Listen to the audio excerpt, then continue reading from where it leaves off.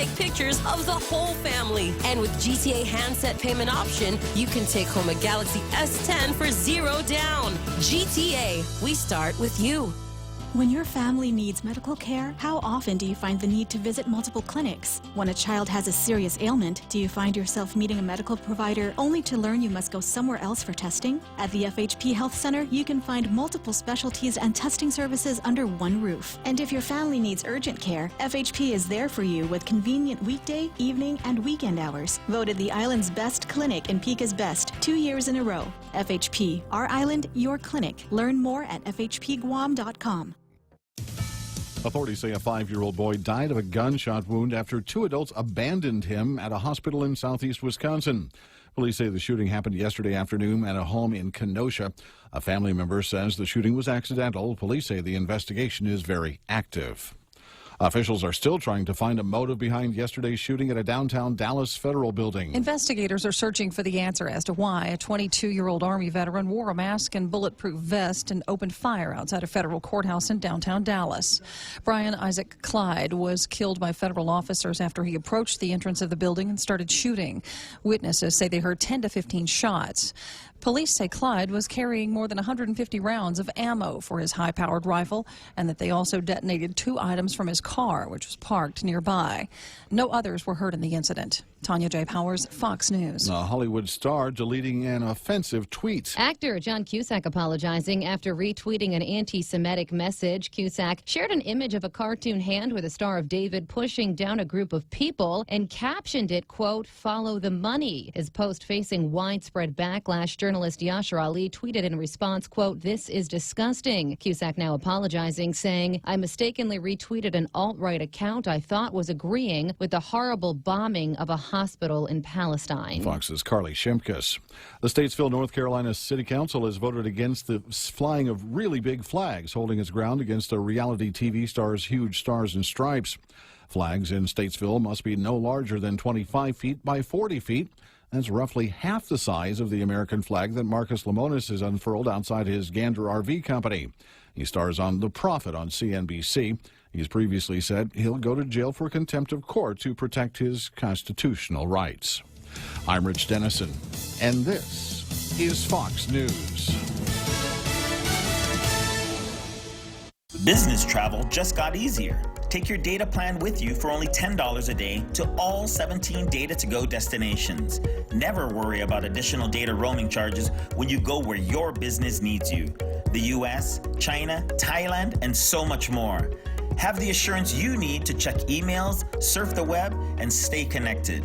Call 688-2677 today to make sure your account is Data2Go ready. Docomo Pacific. Better together. Family Finance has been serving the people of Guam since 1959, and they'll continue to be there for you in the years to come. Whether you're looking to get a personal loan for that summer vacation or paying off those long overdue bills, Family Finance has got you covered. Apply for a personal loan from $1,000 up to $3,600 by calling Family Finance in Agutya at 475-4545, Upper Tumon at 647-5626, or in Dedito 633-4473. Family Finance, serving the people of Guam since 1959. It's important to have claims process that works for you. At Guahan Insurance Services, we make things simple and convenient. Same door you walk in to purchase your insurance is the same door you open to file your claim. We can't pretend that the car insurance claims process is fun, but we can promise a hassle-free and speedy recovery without any runarounds. For your home, auto, and business insurance, visit us at the Camacho Landmark Center on Marine Corps Drive in Tamuning. Don't forget to like us on Facebook or give us a call at 475-1162 or text 929-SAVE. That's 929-7283.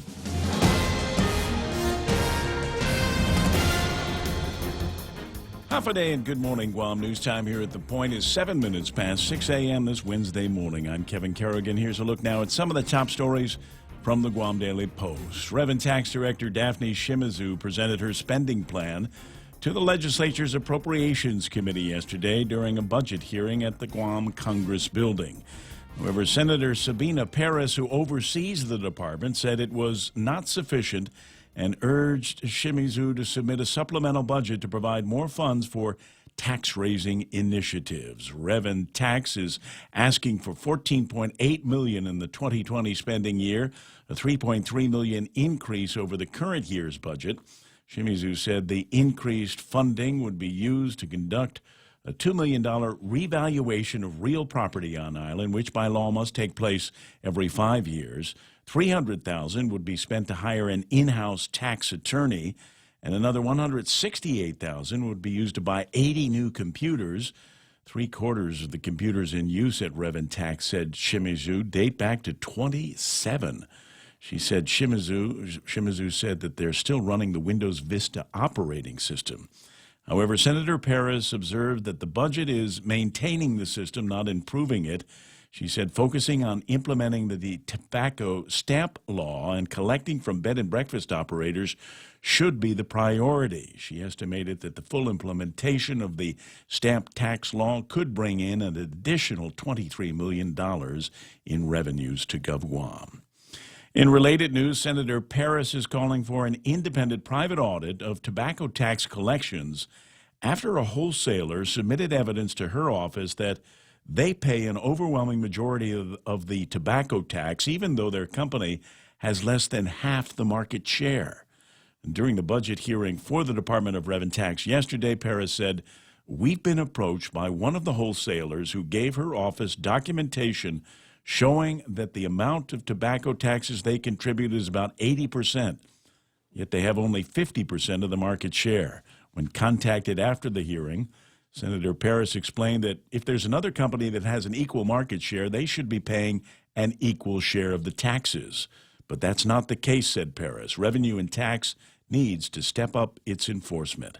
She declined to name the wholesaler who came to her office. We'll have more news after this. Let's go for a drive. Let's take a stroll. Let's gallivant. Let's go cruising. We all have different ways to describe how we get up and go in our cars. But whatever you may call it, you can do more of it when you save 6% off your fuel purchases at any Shell station when you use your eligible Bank of Guam Visa and MasterCard credit cards. So stop by any Guam or CNMI Shell station and start saving today. Visit bankofguam.com for more information. Terms and conditions apply. Bank of Guam, the People's Bank. Member FDIC. Hey, welcome to this Subway ad for the new club collection. How do you want it? I'll take a book club. Absolutely. So, last week we sunk our teeth into Subway's meaty new release, the Steak Club. I didn't finish it yet. Oh, not again, Sandra.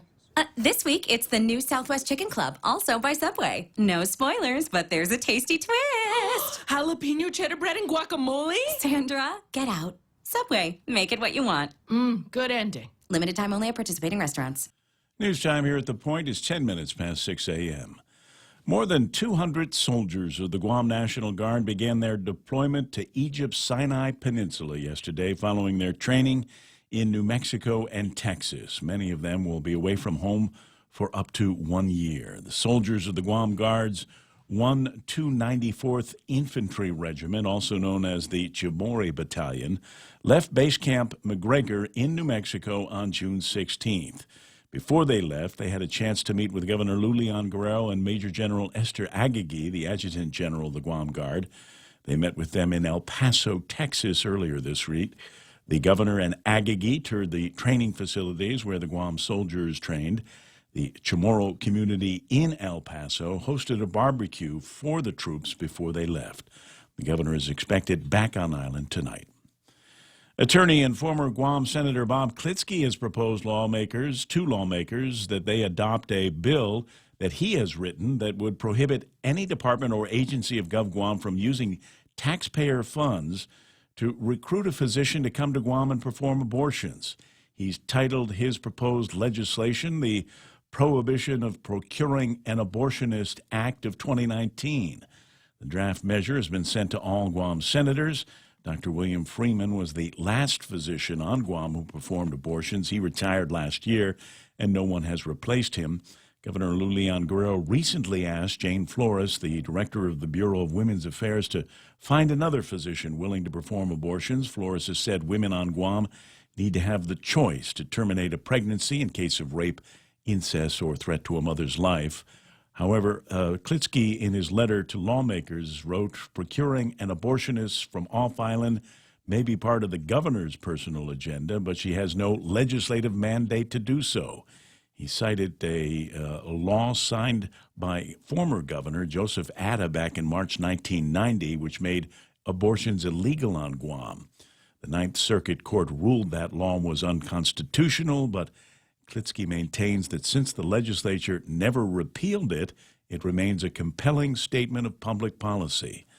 Klitzkie, who hosts the Tall Tales radio program here on The Point, told the Guam Daily Post maybe the governor and Ms. Flores could devote this time to finding a medical examiner. Governor's office and Flores have not yet responded to a request for comment. For these stories and more, log on to postguam.com or pick up a copy of today's Guam Daily Post. Daryl and Mike now take a look at our weather. Mostly dry trade wind weather will continue throughout the week. Clouds will increase a bit tomorrow and Friday, but showers will be only isolated. Tell us all about it, Michael. Not much going to really come in here as far as widespread, large-scale weather systems. Let's go ahead and head to the graphics here.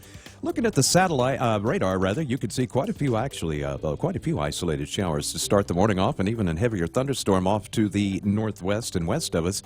And if you look very closely, those of you that have the Facebook Lookerloo capabilities, you can almost see some rotation in this rain signature, and I'll show you exactly why that is, because as we switch to the satellite, and then I go ahead and try to pop this pointer in there, if you look over the Marianas, you can see a little bit of rotation in those clouds. That is an upper-level low-pressure system. It's kind of an elongated system. And again, remember, we call that a tut.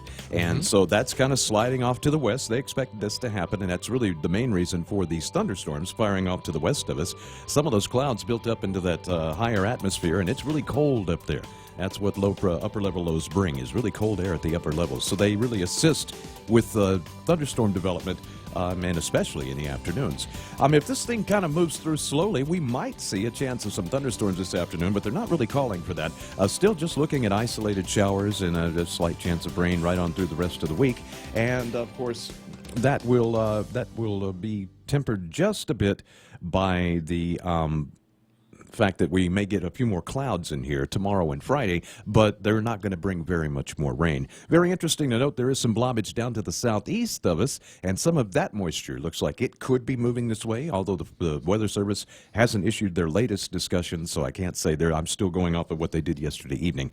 But they may change things in the forecast later on, and I'll keep an eye on it just to see. Good. Thank you so much. Mostly cloudy in the morning.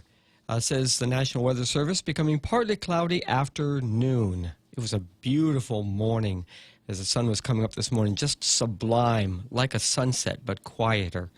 Isolated showers today, east winds 10 to 15, decreasing to 5 to 15 in the evening. Highs around 90, lows near 79, like yesterday. Sunrise this morning was at 5:54, sunset this evening at 6:49, and that is the weather here on The Point. Brought to you by Bank Pacific, where others place branches, they place roots. So what's the deal? Are you still paying for the right to have your checking account at your bank? Well, at Bank Pacific, we think it's our privilege, not our right. That's why we offer My Green Free Checking, where your monthly maintenance checking fees are zero. That's zero. And it comes with a free Visa check card and monthly green e-statements. My Green Free Checking. Bank Pacific today. Because having you as our customer, that's our privilege. Bank Pacific, where others put branches, we place roots. Equal housing lender, FDIC. Viva Bank Pacific. It's the Ray Gibson Show, brought to you by our friends over at Cars Plus and Mighty.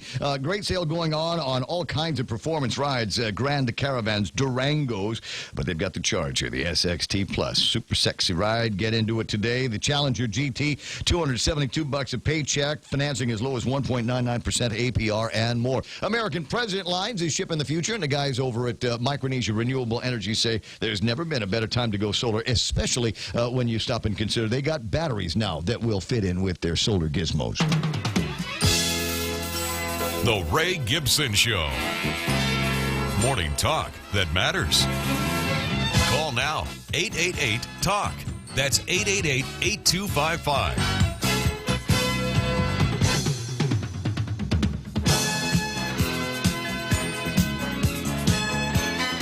And good morning to everyone. I'm Darrell Taggarty, sitting in for the vacationing Ray Gibson.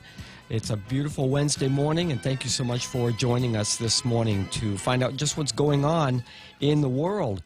We've got, it's an incredible headline. Kevin Kerrigan was just telling you about this tobacco wholesaler flagging tax payment shortfalls.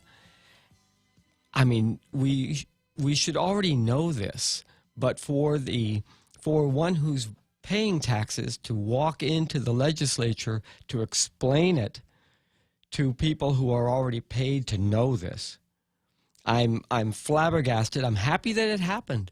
I'm glad it's going down this way, because for anyone who pays taxes, for all of us who pay taxes, we rely on everyone paying the same tax who's in the same situation, right? The burden falls on everyone equally. And in this case, it doesn't. And in this particular case, this particular tax that has actually been increased over the years as a sin tax in order to address health problems in the community because of tobacco consumption, alcohol consumption, this sort of thing. The taxes aren't even being collected, and it's into the millions and millions of dollars. And with those dollars, we could be addressing some things. We shouldn't be having to listen to directors saying that they don't have money to do this, that, and the other. Not only, because it's only going to a couple of firms not paying taxes. If they had to pay the taxes back, the back taxes back, it would have amounted to a interest-free loan. But if they don't have to pay those back taxes back or pay the penalties, then it amounts to a subsidy of those businesses by the government of Guam as a discretionary matter. Not because they deserve it, but because the people who are in charge of collecting taxes and overseeing the proper operation of government and enforcing the laws, people who have taken an oath to do that, have decided that certain companies will get a government subsidy while other companies must conform to the law and pay their taxes. And that is what should raise the hair on the back of your neck, because it's happening right now. It's just that the details are rolling out. And you would not know anything about this if it wasn't for a free press. So that's what we're doing here this morning. Our telephone number here is 888-8255. If you'd like to call in, we'd be very happy to hear what you have to say, or hear your thoughts on it. We have some folks who have already joined us on Facebook Live and are making some comments. And so, sometimes you want to go where everybody knows your name, and they're always glad you came. You want to be where you can see our troubles are all the same. You want to be where everybody knows your name. and first on the Facebook Live roster, Ishmael Velez gets back into first place. He says, and we all agree, I win. Yes, Ishmael, welcome to the show this morning. Also, Pat Norma Jean Flores is saying good morning to all of us, as is Tony and Annette Mpinko Ada. Juanita Machi is waving hi, as she does every morning, and Anita Mofness has got those Valentine eyes for us here this morning. And Ishmael comes back with a question. Where's James Howard? John Ray Titano's with us. Nick Prolowski. I suspect James was abducted overnight. You know, there was a discussion about that earlier this week. Yeah, because, you know, he's really been giving the aliens a hard time, and I think they finally decided to just pick him up. Are these aliens who that our president is fighting? No, it's a different kind of aliens. Oh, the other aliens. Yeah, the aliens that no one talks about. Well, you know, there was a memo once that I found online. I'm trying to find my copy. I've got a copy because I downloaded it, which was an Air Force memorandum about the sightings that were done in 1947 right here at Harmon Field. Okay. And there were sightings, and it was a memorandum that summarized the interviews of 3 separate pairs or groups of servicemen who saw the same events on the same day. Yeah. And so James Howard is You know, he's playing with fire here. Yeah, it's kind of interesting because I'm involved in some of the groups that are associated with that, paranormal group on Facebook, also MUFON, just because I like to keep up with the buzz that's going on. And there's a big buzz going on in those groups about full disclosure coming very soon, because the Air Force now is already putting out words that, hey, yeah, you know, we actually have been seeing these things. And everybody knows we have anyway. And I think it's come to a head now with the of course, social media. These things right here, these make everyone a photographer, and as soon as you see something, you whip out your phone, you comp a picture of it. Couldn't do that 25 years ago. You can now, and people are bringing up pictures of some really unique and weird-looking stuff. And so I think that the powers that be are finally starting to realize, I don't think we can really hide this much longer. The rumors going around in the MUFON and paranormal circles is that the government is actually going to allow a disclosure by the aliens themselves. You have other rumors that the governments are just simply going to band together and talk about their revelations of what they know and this, that, and the other. It's all kind of very interesting. Just the buzz of you know, listening to what people have to say about it. I find it fascinating. Well, the United States spends a lot of money training pilots for these super best in their class fighters and bombers that we send around the world. We deploy these people, we train them, and we put them out there, and our lives depend on them. And they're the ones doing reporting these days. And so and our also commercial pilots on commercial airlines flying all over the world. All of these are documented, and all of them have been falling into classified files, and that's what they're talking about releasing. That's right. And, a reasonable mind says, okay, even with the training and all of this stuff, they can't all be real. But given the fact that these people are trained to the levels that they are, you have to give that a high percentage. So, I would say maybe 10% of what they have reported really wasn't something, alien in origin. What about that other 90% that just hasn't been explained quite yet? And we also have very sensitive instruments. Yeah. And the eyewitness accounts have been backed by the logs on the instruments. That's right. The sensing instruments. So yeah, that's just one of the weird things. And I guess, like I say, I guess the aliens just thought James had just been pushing out too much info, man, and they had to shut him up. So they abducted him. Yep, the fourth kind. It says here on our Facebook Live. We have. It's not just us in the studio. We depend on those of you in our listening audience to let us know that. What's going on, because you know stuff too. And so I'm checking this Facebook Live. Who else is here? Nick Prolowski says, "Hoi!" And then Richard Leon is here. Good morning to you. Randy Kruger. And let's see. And Pam Duvall. Already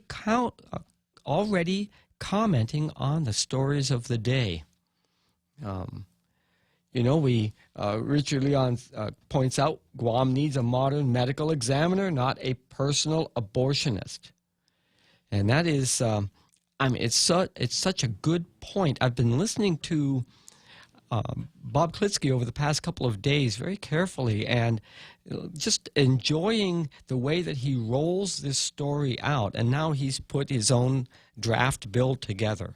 And he's completely qualified to do this. And it makes me wonder why it is that for the millions of dollars we spend on our legislature, nobody down there has seemed to come up with any of this on their own.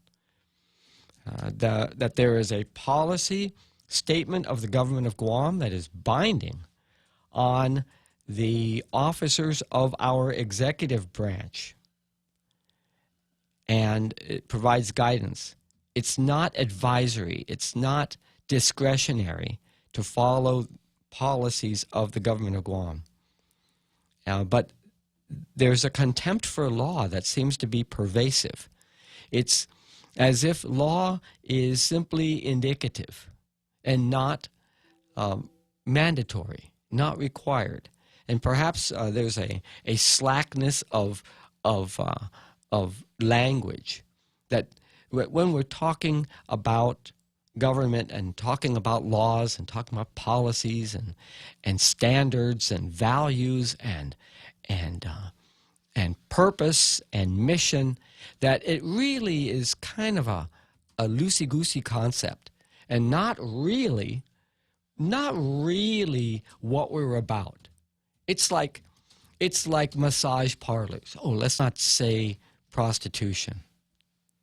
Let's not say prostitution or Yeah, but you can't cockfighting. say It's the not other. like really gambling. Yeah, but you can't say the other word on the radio for the massage parlors. What word is that? I can't say it. Oh, well, why?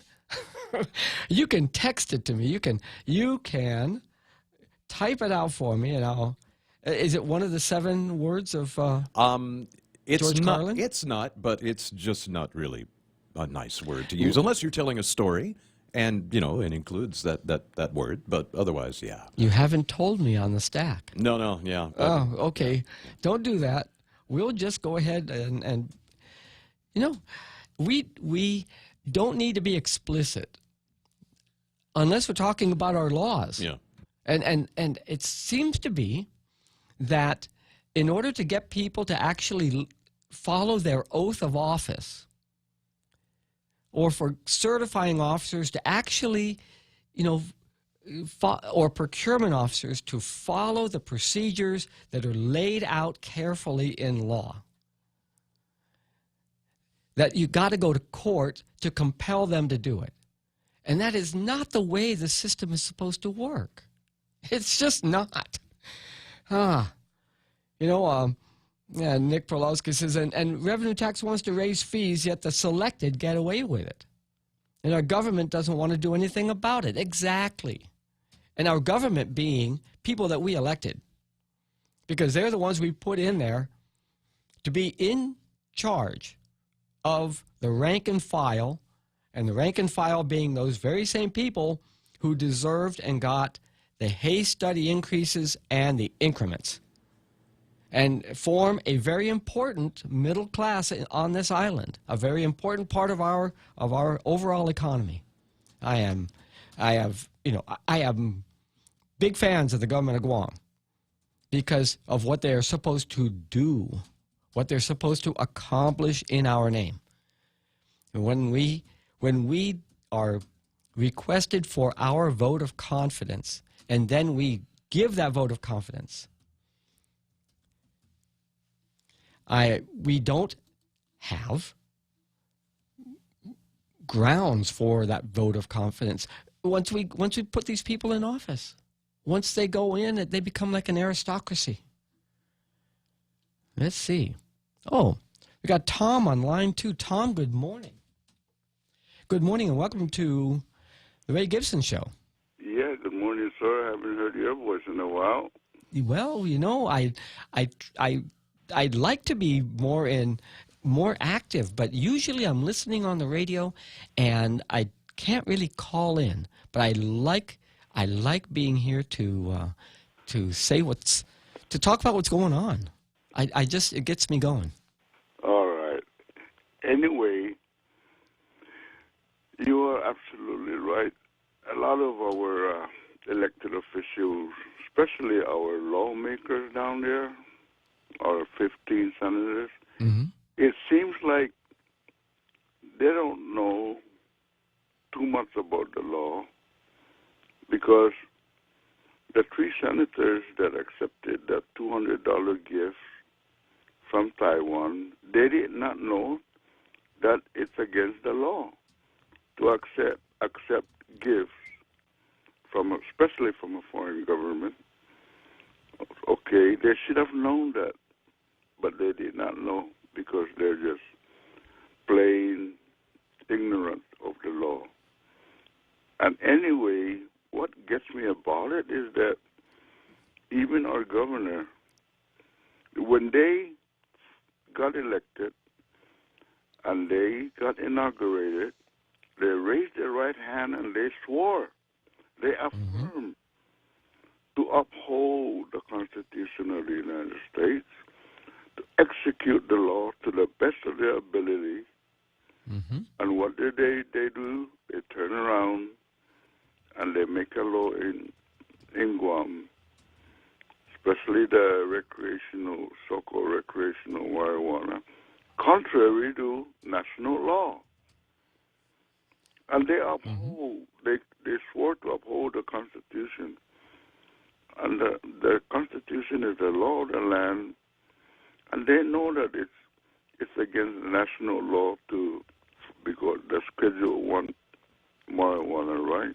They made it legal in Guam for 21 and over. Why do they do that? Why do they go against their swore of affirmation to uphold the law and follow the law? Why do they do that? You know, they swore when they raised their right hand. They did.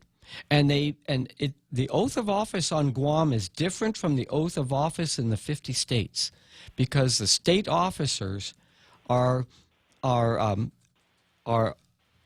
empowered pursuant to a state constitution. They are state officers. On Guam, territorial officers, elected and appointed, are in an office that was created pursuant to a federal law. They are an extension of a federal statute. And so the oath of office includes to uphold federal laws applicable to Guam. And so that's where the violation comes in. We sometimes we talk about following the law, but in fact, these when you were talking about them not knowing that they weren't supposed to take gifts in excess of $200, they're required to, and they did take the ethics training, and they were told specifically, this is the limit to what you can receive as a public official. It applies to the staff as well. It applies to everyone who takes a salary from the government of Guam. And the elected officials, the appointed, the unclassifieds, the classified have their own Civil Service Commission rules and regs. But the unclassifieds and the elected and appointed are covered under the ethics laws. And then, is it you shouldn't do this? Or it is against the law and you must not do it? It's not ethics. Yeah, so now those politicians from Taiwan, when they come to Guam, they expect something now out of our lawmakers down here. You know, a favor, since they accepted their gift from them. Well, that is the implication, and that is the general expectation of all gifts, whether it comes from foreign officials or not, whether it comes from people right here in the community. And that is why that rule exists. Tom, I want to thank you so much for your call this morning. We're going to get to our headline news, which is coming up in just a few moments. But I'm happy to hear from you this morning, and thank you so much for your call. All right, buddy. Thank you. Yeah, thank you. Bye. And it is time. At 6:35, it's time now for Headline News with Kevin Kerrigan.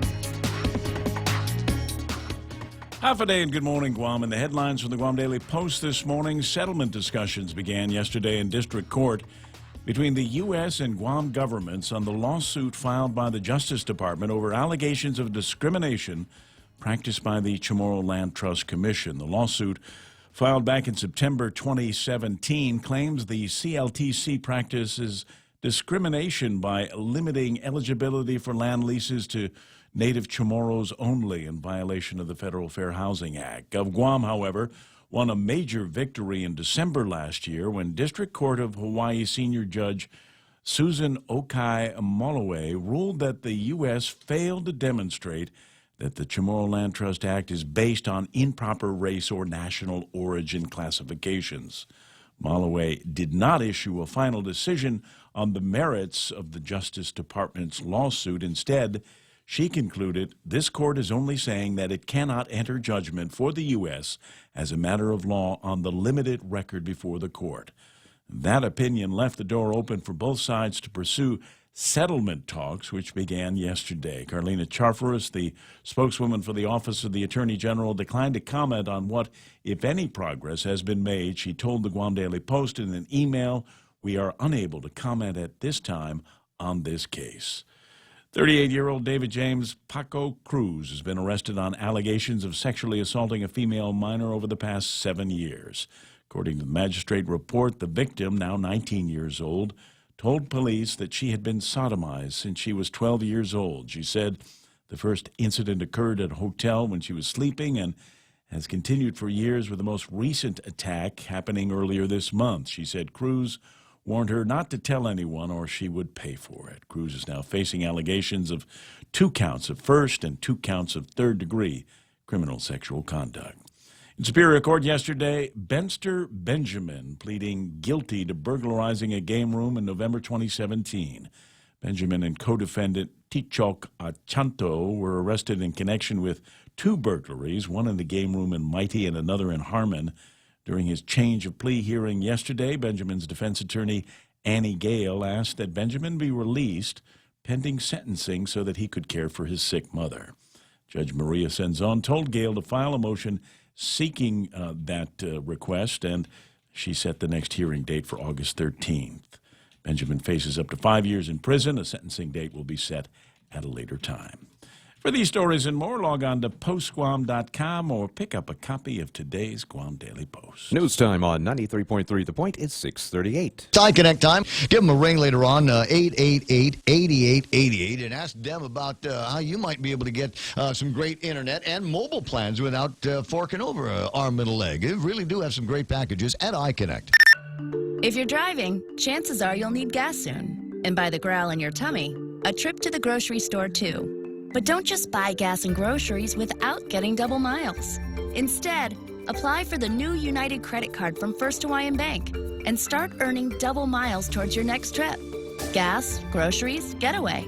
With the new United Credit Card, apply at FHB.com. First Hawaiian Bank, member FDIC. Equal housing lender. Additional terms, conditions, and restrictions apply. Portions of the program here brought to you by my pals over at Wendy's. They've got a new Made to Crave menu there, and I need to tell you about it because it's got all your favorite. It starts with the beef here, and Wendy's knows a thing or two about that. The peppercorn mushroom melt, and that's got mushrooms on it, savory mushrooms, and there's a great, delicious gravy flavor in there as well. Barbecue cheeseburger. This one's got sweet and smoky barbecue sauce, and the Sawsome bacon cheeseburger. It's got bacon. It's got so much bacon. It, at least in my case, it literally fell out of the bun. It was that loaded with bacon. It's your world, and Wendy's is rocking it. Security Title is honored to join in sponsoring Ray Gibson on The Point. Half a day. I'm Mark Benventi of Santa Rita, and this is where I start my day, listening to the voice of our community and sharing thoughts and issues that affect us all. It all boils down to our people, our land. Protei Igumamo. Protect your home. When purchasing or refinancing your home, remember to call the professionals at Security Title, just like you call Ray Gibson in the morning. And right now, traffic on the traffic gizmo, I can see that there's traffic is already getting started, but there's very few places where it's slowed down in front of around the ITC building or EPOW Road area, and by Fatima Street on Route 16, a little bit of a backup, really short. Back gate to Anderson. There we go, the Anderson front gate.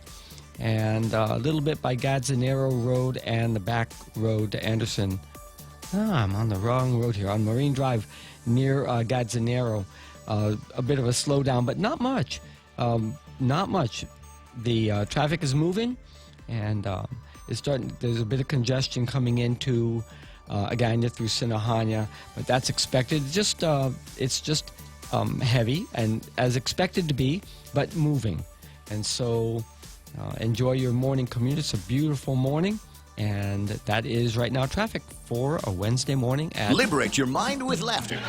Budweiser presents Hypnosis Comedy coming to Guam Liberation Weekend. Half a day, Guam. I am comedian hypnotist Rich Guzzi, and I can't wait to see you July 20th and 22nd at the Sheraton Laguna Hotel. With local comedy legend Frank Rios opening the show. $25 general admission, $35 for VIPs. Tickets on sale at 76 Circle K stations and at Coffee Slut. Special thanks to Community First, the Guam Daily Post, Delta Tires, Tri-Vision, and Choice Broadcasting. You will have the time of your life. Liberate Your Mind with Laughter is a GSPN production. The Coconut Wireless is back. The Ray Gibson Show.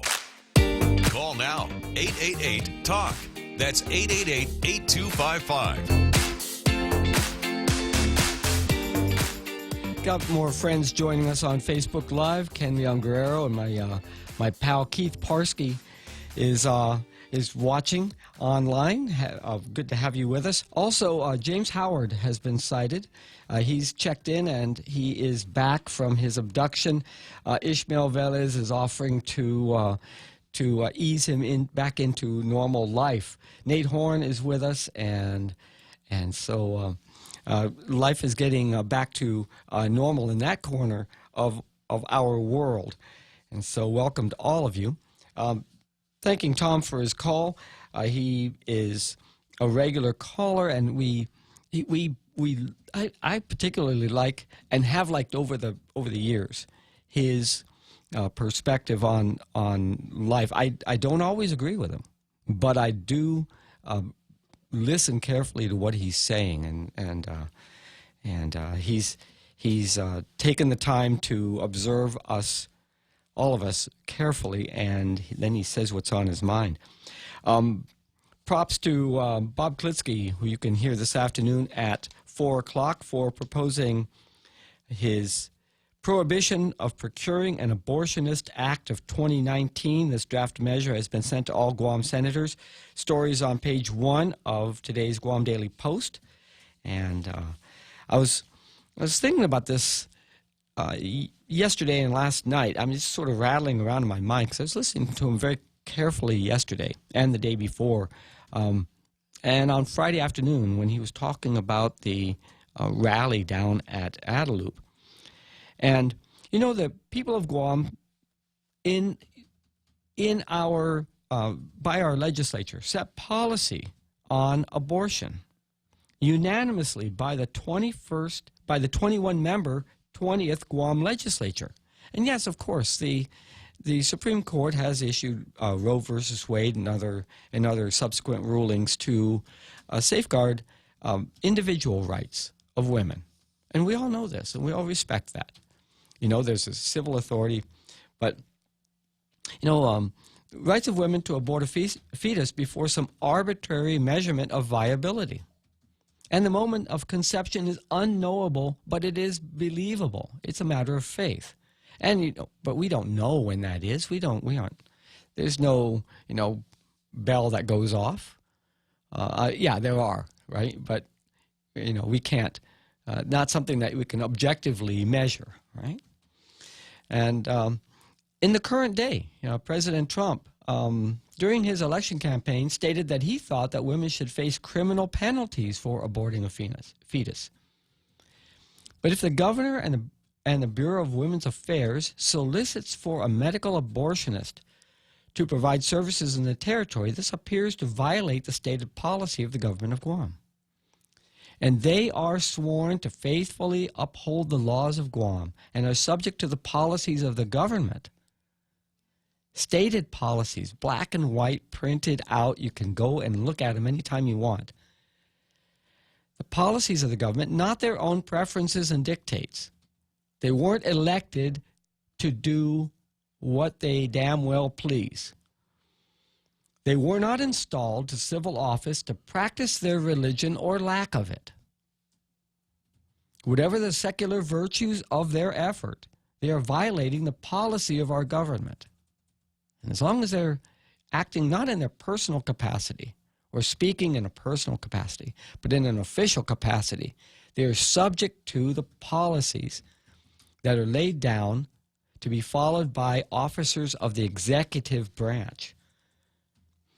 And to me, this is contempt for law, for those who are sworn to implement the law as chief executive and the chief executor of our laws. And has law and explicitly approved policy become merely advisory or indicative, no longer, quote, mandatory? Has this extension and practice of American-style state and municipal government, a government of men or women, no longer a government of laws? Is this being spearheaded by our own officials?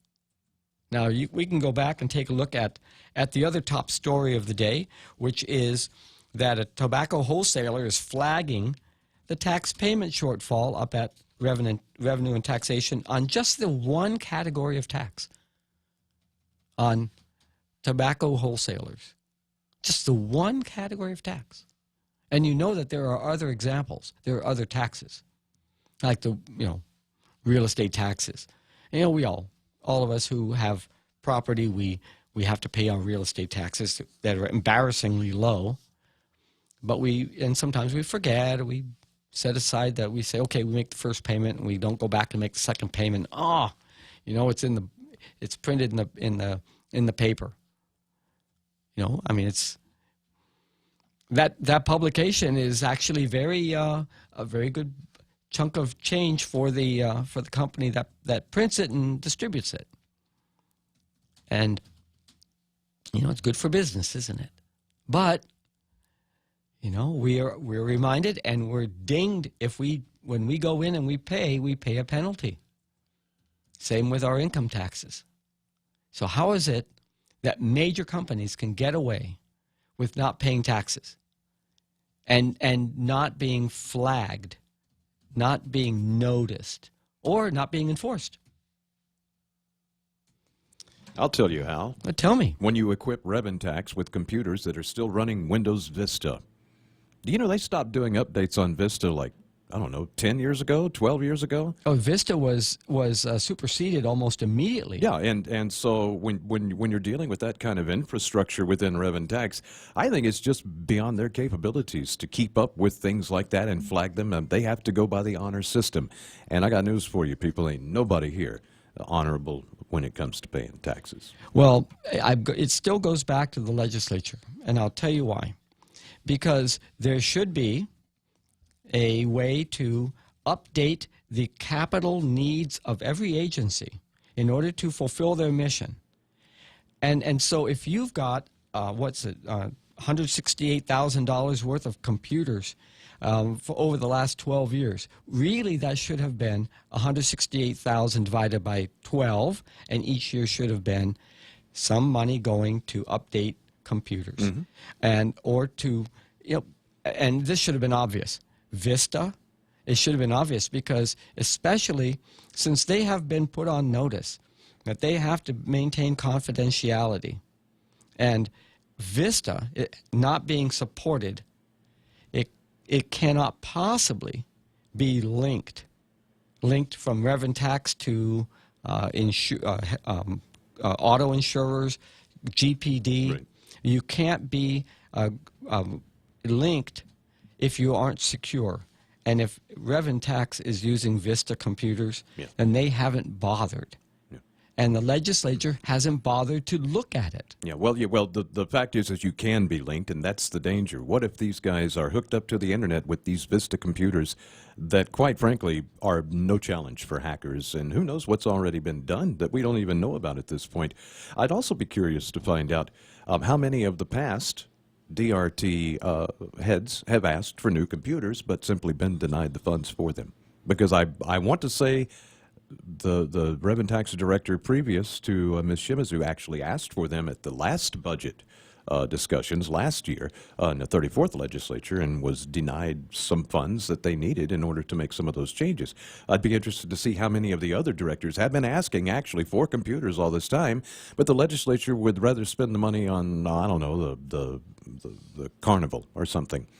I'd also be curious as to whether there are computers up there that are up to date, but they were purchased for executive secretary, director, that's interesting. The head of a division. And so each of the subsidiary workers would have to physically bring documents forward to be entered into that computer to be transmitted online for discussions. Or they, as been pointed out in the hearing yesterday, they don't have enough phones so that all of the tax collection agents can do their jobs at the same time. Some have to kind of wait for a phone line to be free so they can This is just one of the things why I say, I've only been here a couple of years, but there are things that go on here on Guam that just blow my mind. You don't allow an official agency like you. That is the source of your government's income. And the way they scream about money up there at the legislature, you'd think they'd really be taking care of DRT. And it just seems like that's the least important thing in their minds. That is what makes today's headlines so interesting, because we shouldn't be hearing about it from another taxpayer.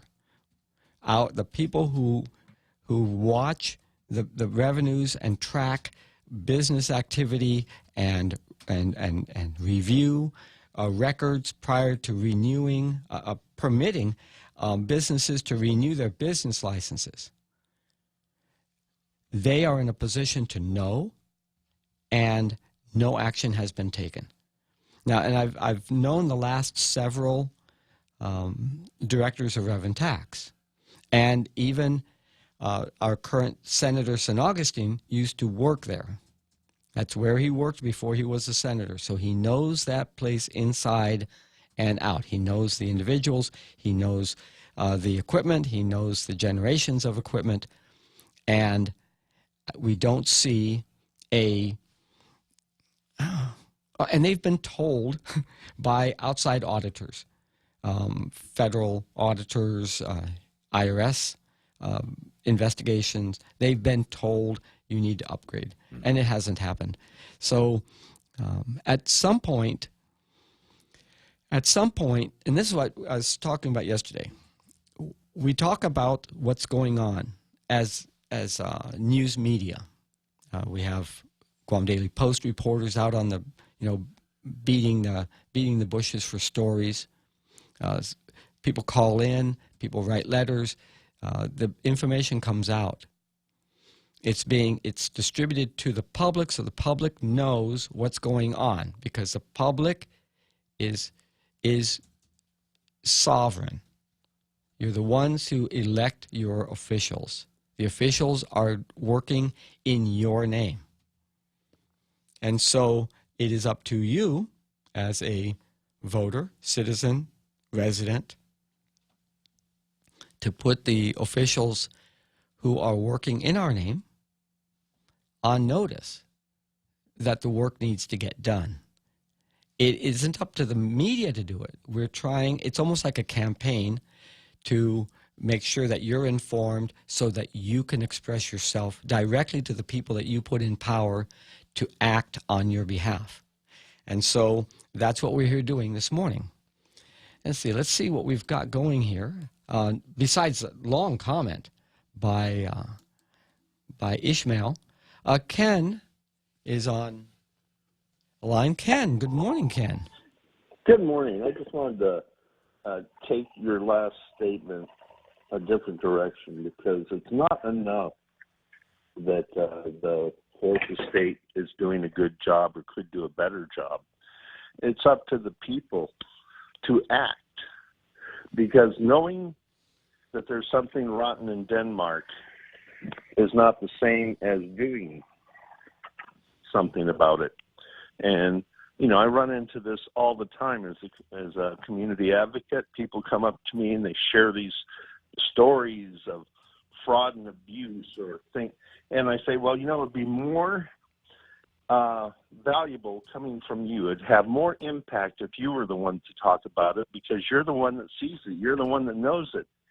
And we go back to that time honored phrase, oh, I can't because my uncle works over at the Department of Education and my brother works over at Guam Fire, and if I say anything, they'll be fired.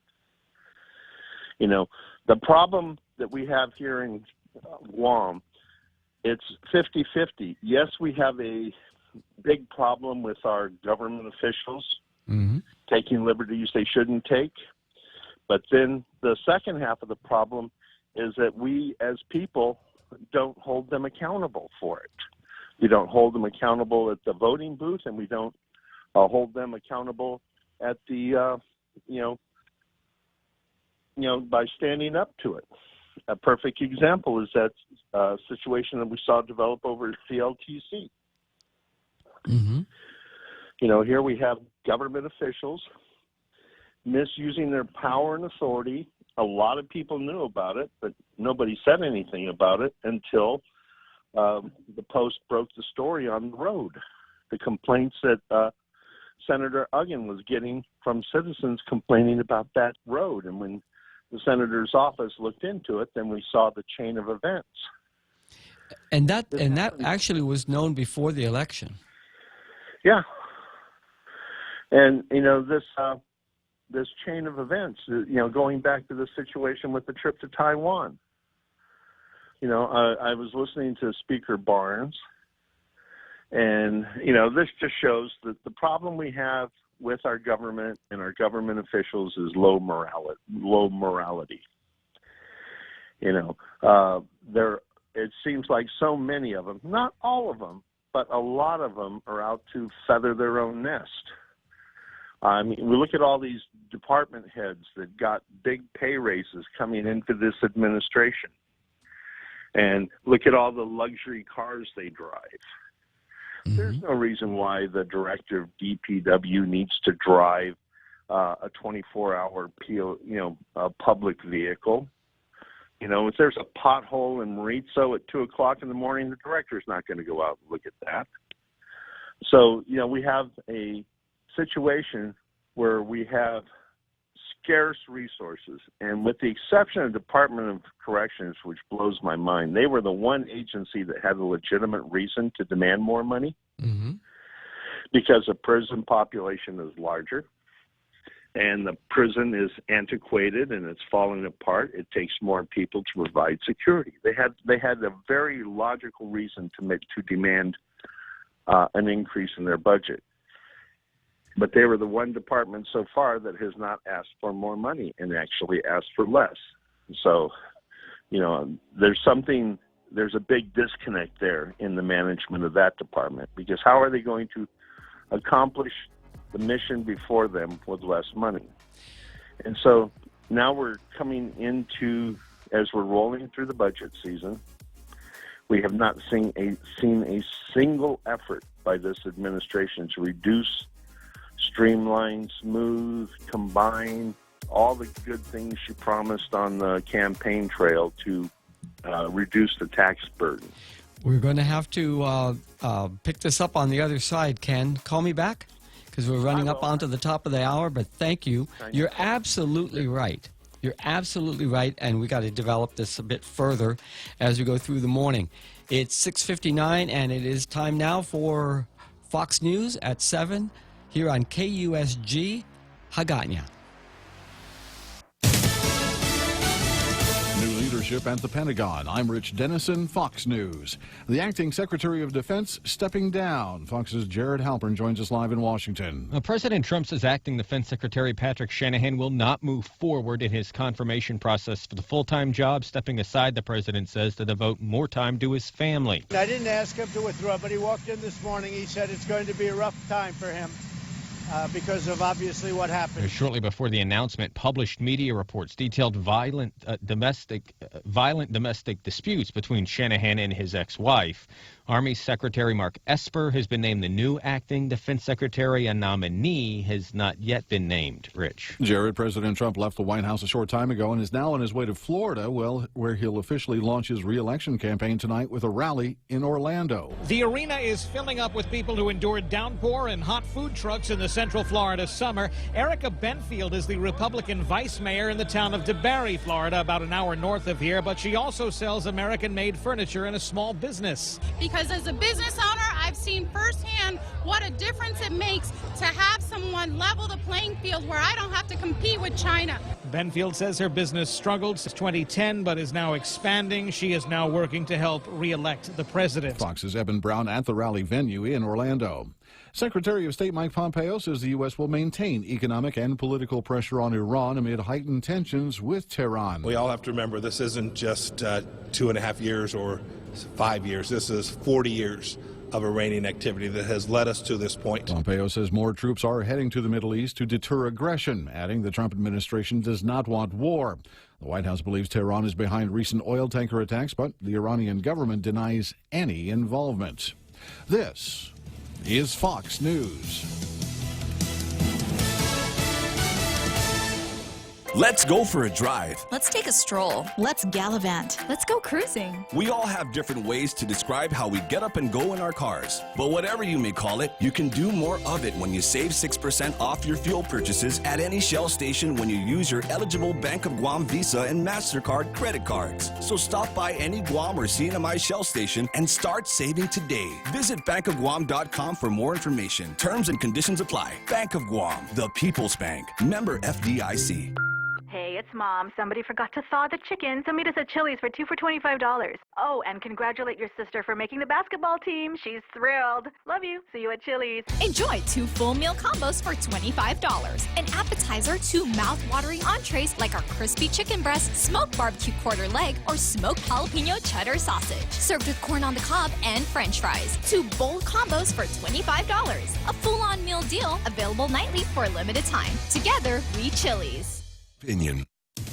More than $1 billion worth of cocaine has been seized from a ship at a Philadelphia port. Authorities calling it one of the largest drug busts in American history. Officials say agents seized about 16.5 tons of cocaine from the cargo ship at the Packer Marine Terminal. Several crew members have been arrested. Police in Wisconsin say a 5-year-old boy has died after being dropped off at a hospital suffering from gunshot wounds. Police in Kenosha in southeastern Wisconsin say a 5-year-old boy was shot at a home Monday and died after 2 men abandoned him at a hospital. Operation Golf Squads. We have a 5-year-old GSW victim at KMH. We need 2 squads down there now. The boy's grandfather identifying the 2 men as his sons, one of them the boy's father. Maybe they took him to the hospital because they realized they and they didn't want the boy to be in pain. He calls it an accidental shooting. The police say they've talked to the men.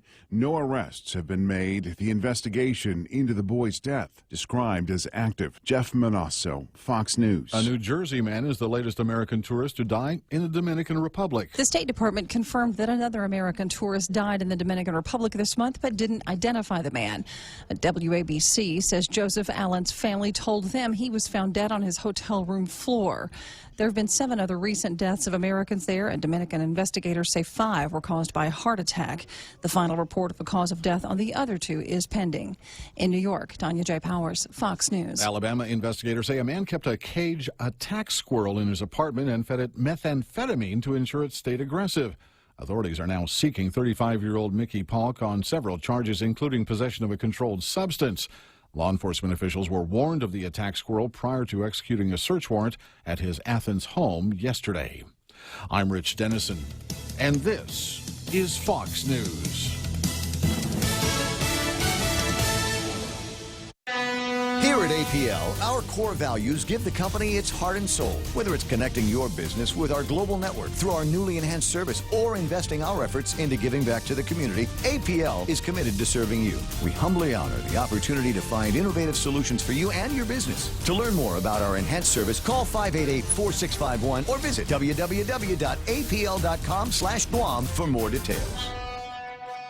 Business travel just got easier. Take your data plan with you for only $10 a day to all 17 data-to-go destinations. Never worry about additional data roaming charges when you go where your business needs you. The U.S., China, Thailand, and so much more. Have the assurance you need to check emails, surf the web, and stay connected. Call 688-2677 today to make sure your account is data-to-go ready. Docomo Pacific. Better together. We know too well the inconvenience of not having power after a storm. You worry about food in the freezer going bad. Nights get hot. It's hard finding comfort when going to sleep. These are realities. But with solar and battery storage from Micronesia Renewable Energy, these realities can be a thing of the past. The solar works during the day and the batteries power your home at night. Call 632-2613 to see how solar plus battery storage can make life a little more convenient. MRE, the smarter choice.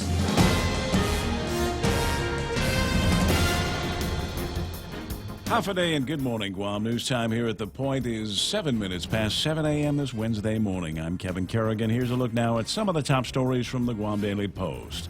Guam Delegate Michael San Nicolas has released a letter from Deputy Assistant Treasury Secretary Michael DeRoma who wrote that San Nicolas's War Claims Bill, H.R. 1365, as currently drafted, would make amounts in the claims fund available for disbursement to Guam World War II victims and survivors. The Leon Guerrero administration's Washington liaison, former Delegate Madeline Bordallo, was recently quoted as saying that San Nicolas's bill was flawed and won't clear the House Markup Committee. In response, Congressman San Nicolas sought a statement from the Treasury Department affirming that his bill would correct the flaw in the World War II Loyalty Recognition Act submitted by former Delegate Bordallo last year. He released that letter this morning. In a release accompanying the letter, San Nicolas wrote, "It's unfortunate we have to repeatedly go back and repair damage to the progress of H.R. 1365 by the administration via the Washington liaison." He said false statements on federal issues by Bordallo caused serious injury to the people of Guam. He said, "I do not understand why the administration, via its Washington liaison, insists on working against H.R. 1365 when they repeatedly say they support it." San Nicolas told the Guam Daily Post in a WhatsApp response that Bordallo's statements are reaching the committee and the letter from Assistant Treasury Secretary de Roma is necessary to remove doubt about the legislation. San Nicolas's bill is scheduled for that markup hearing tomorrow in the House Natural Resources Committee. Revenue Tax Director Daphne Shimizu presenting her spending plan to the legislature's Appropriations Committee yesterday during a budget hearing. However, Senator Sabina Perez, who oversees the department, said it was not sufficient and urged Shimizu to submit a supplemental budget to provide more funds for tax-raising initiatives. Revenue and Tax is asking for $14.8 million in the 2020 spending year, a $3.3 million increase over the current year's budget. Shimizu said the increased funding would be used to conduct a $2 million revaluation of real property, which by law must take place every 5 years. $300,000 would be spent to hire an in-house tax attorney. Another $168,000 would be used to buy 80 new computers. 3/4 of the computers in use at Rev and Tax date back to 2007, said Shimizu, and they're still running the Windows Vista operating system. However, Senator Perez observed that the budget is maintaining the system, not improving it. She said focusing on implementing the tobacco stamp law and collecting from bed and breakfast operators should be the priority. She estimated that full implementation of the stamp tax law could bring in $23 million in additional tobacco tax revenues to GovGuam. We'll have more news after this.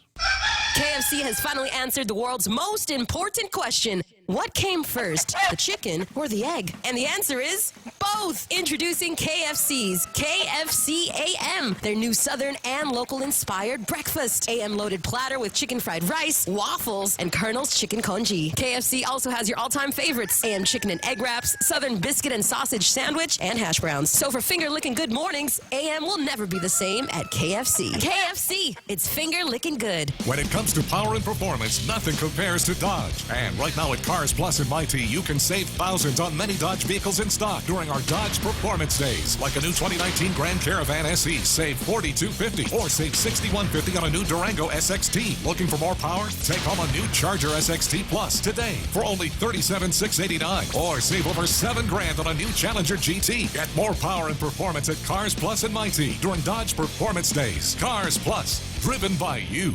11 minutes past 7 a.m. here at The Point.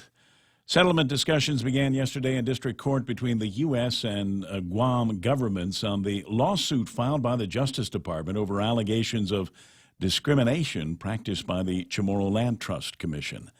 The lawsuit, filed in September 2017 by the Justice Department, claims that the CLTC practiced discrimination by limiting eligibility for land leases to native Chamorros in violation of the Federal Fair Housing Act. GovGuam won a major victory in December last year when District Court of Hawaii Senior Judge Susan Oki-Mulloway ruled that the U.S. failed to demonstrate that the Chamorro Land Trust Act is based on improper race or national origin classification. Judge Mulloway did not issue a final decision on the merits of the lawsuit. Instead, she concluded This court is only saying that it cannot enter judgment for the U.S. as a matter of law on the limited record before the court. That opinion left the door open for both sides to pursue settlement talks, which began yesterday. Carlina Charfaris, the spokeswoman for the Office of the Attorney General, declined to comment on what, if any, progress was made. She told the Guam Daily Post in an email yesterday, "We are unable to comment at this time on this case." More than 200 soldiers of the Guam National Guard began their deployment to Egypt's Sinai Peninsula yesterday, following their training in New Mexico and Texas. Many of them will be away from home for up to a year. The soldiers of the Guam Guard's 294th Infantry Regiment, also known as the Chamorro Battalion, left for the Sinai on Sunday. In El Paso, Texas, before they departed, they had a chance to meet with Governor Lulian Guerrero and Major General Esther Agagi, the Adjutant General of the Guam Guard. The Chamorro community in El Paso hosted a barbecue for the Guam troops before they left. The governor is expected back on island tonight. For these stories and more, log on to postguam.com or pick up a copy of today's Guam Daily Post. Daryl and Mike now at our weather. Mostly dry trade wind weather will continue through the week. Clouds will increase a bit tomorrow and Friday, but showers will be only isolated. So says the weatherman. That's right. So says the Weather Service. Let's go ahead and take it over to the internet, check out the radar real quick. Do see quite a bit of rain actually to our west and northwest, but it's moving away. Some stuff that moved in overnight and gave us a few showers here and there. And a lot of this is being supported by some upper level conditions that are helping with some of these showers. You can see some yellow and even some orangish echoes in there, and that's signs of pretty heavy rainfall, maybe even a little thunderstorm or two out there. I'll show you why that's going on, and that is because we have a bit of an upper level low that's kind of traipsing across the Marianas right now. And what upper level lows do is they help with development as the storm gets higher in the sky. So if you already get some convection happening, once it hits a certain altitude, then it hits colder air, and that actually helps the warm, moist air lift up higher and faster, and that's what turns into thunderstorms. So when you see these upper level lows, you know that your chances for thunderstorms are a little bit elevated. The thing about this one is it's not a very strong upper level low, and there's not a whole lot of lower level moisture to accompany it in our particular area, because we can see the blobage is really actually well down to the southeast and southwest of us. So there may be a chance of some showers, maybe a thunderstorm if you're lucky, but there's nothing really expected to affect us too much.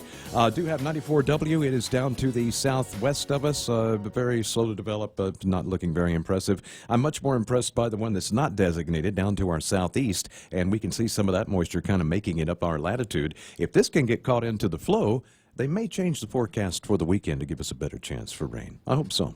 Well, yeah, it'd be a nice day to go to the beach today. Absolutely, yeah. But plans for the weekend with that, with those areas of thunderstorms coming at us. Yeah, we'll have to see. Yeah, we'll have to see if that actually, comes to fruition. A lot of times, this moisture will come in and it'll hit dry air and dry out, just kind of poof away. So, but for right now, we'll stick with what the Weather Service says. That's what I always do. But there is a chance that it could be a little bit upgraded by tomorrow or Friday. We got less rain yesterday than we did the day before. Yeah, and it looked like it was going to, with more clouds. Yeah, but. We didn't. Yeah, we got most up in Chico. Yeah, we got most of our rain, actually before the show was over, and then by the time the show ended, then I walked outside and we had a couple more showers, and that was just about it. And it kind of cleared out as the day went. And they're saying we can expect much of the same for at least today. So yeah, kind of the same day as yesterday. And that's what they say: mostly cloudy in the morning, becoming partly cloudy after noon. Isolated showers. East winds 10 to 15 miles per hour, decreasing to 5 to 15 miles per hour this evening. Highs today around 90, lows near 79. Sounds like yesterday. Sunrise this morning was at 5:54 and sunset this evening at 6:49. And that is the weather. And it's been the weather, it's going to be the weather here on The Point. We have some really great home loan programs, but did you know we have great business loans too? Every day we're working with companies to purchase equipment, to buy or build properties, or make tenant improvements. We offer letters of credit, working capital, and term loans, and we make all of our credit decisions here. Commercial loans, commercial banking from Bank Pacific.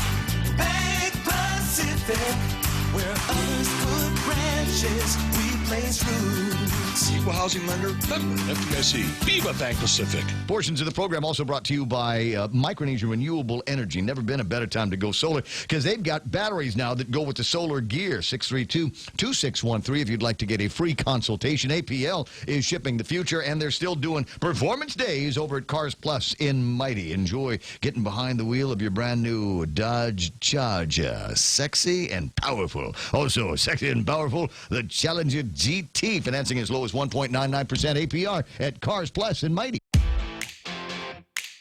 Real Talk Radio is back. Welcome to The Point, Guam's FM News Talk Superstation.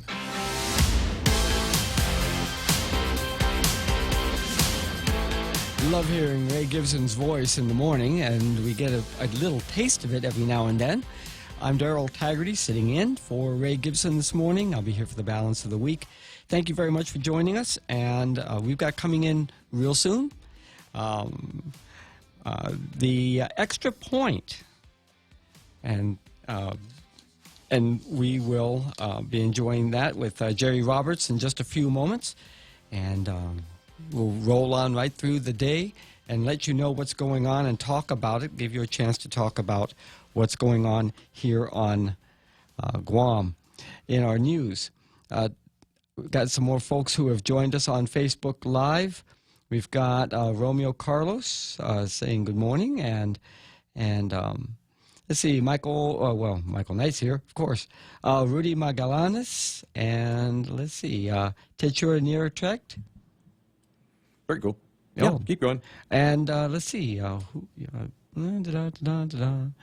good discussion going on based on that telephone call by Ken Leon Guerrero earlier, late last hour. And we were getting to the point, really, is that no matter what, this is not a spectator sport. This is the way that this nation is designed, that a free press is necessary for us as citizens to know what our government officials are doing and what's going on outside our immediate circle, so that we can act in our own best interest through our representatives, that we empower. And if they are not living up to our expectations, we have real grounds to do something about it in the next election, which is the accountability. And, you know, all of us wish that we didn't have to have this discussion, all of us.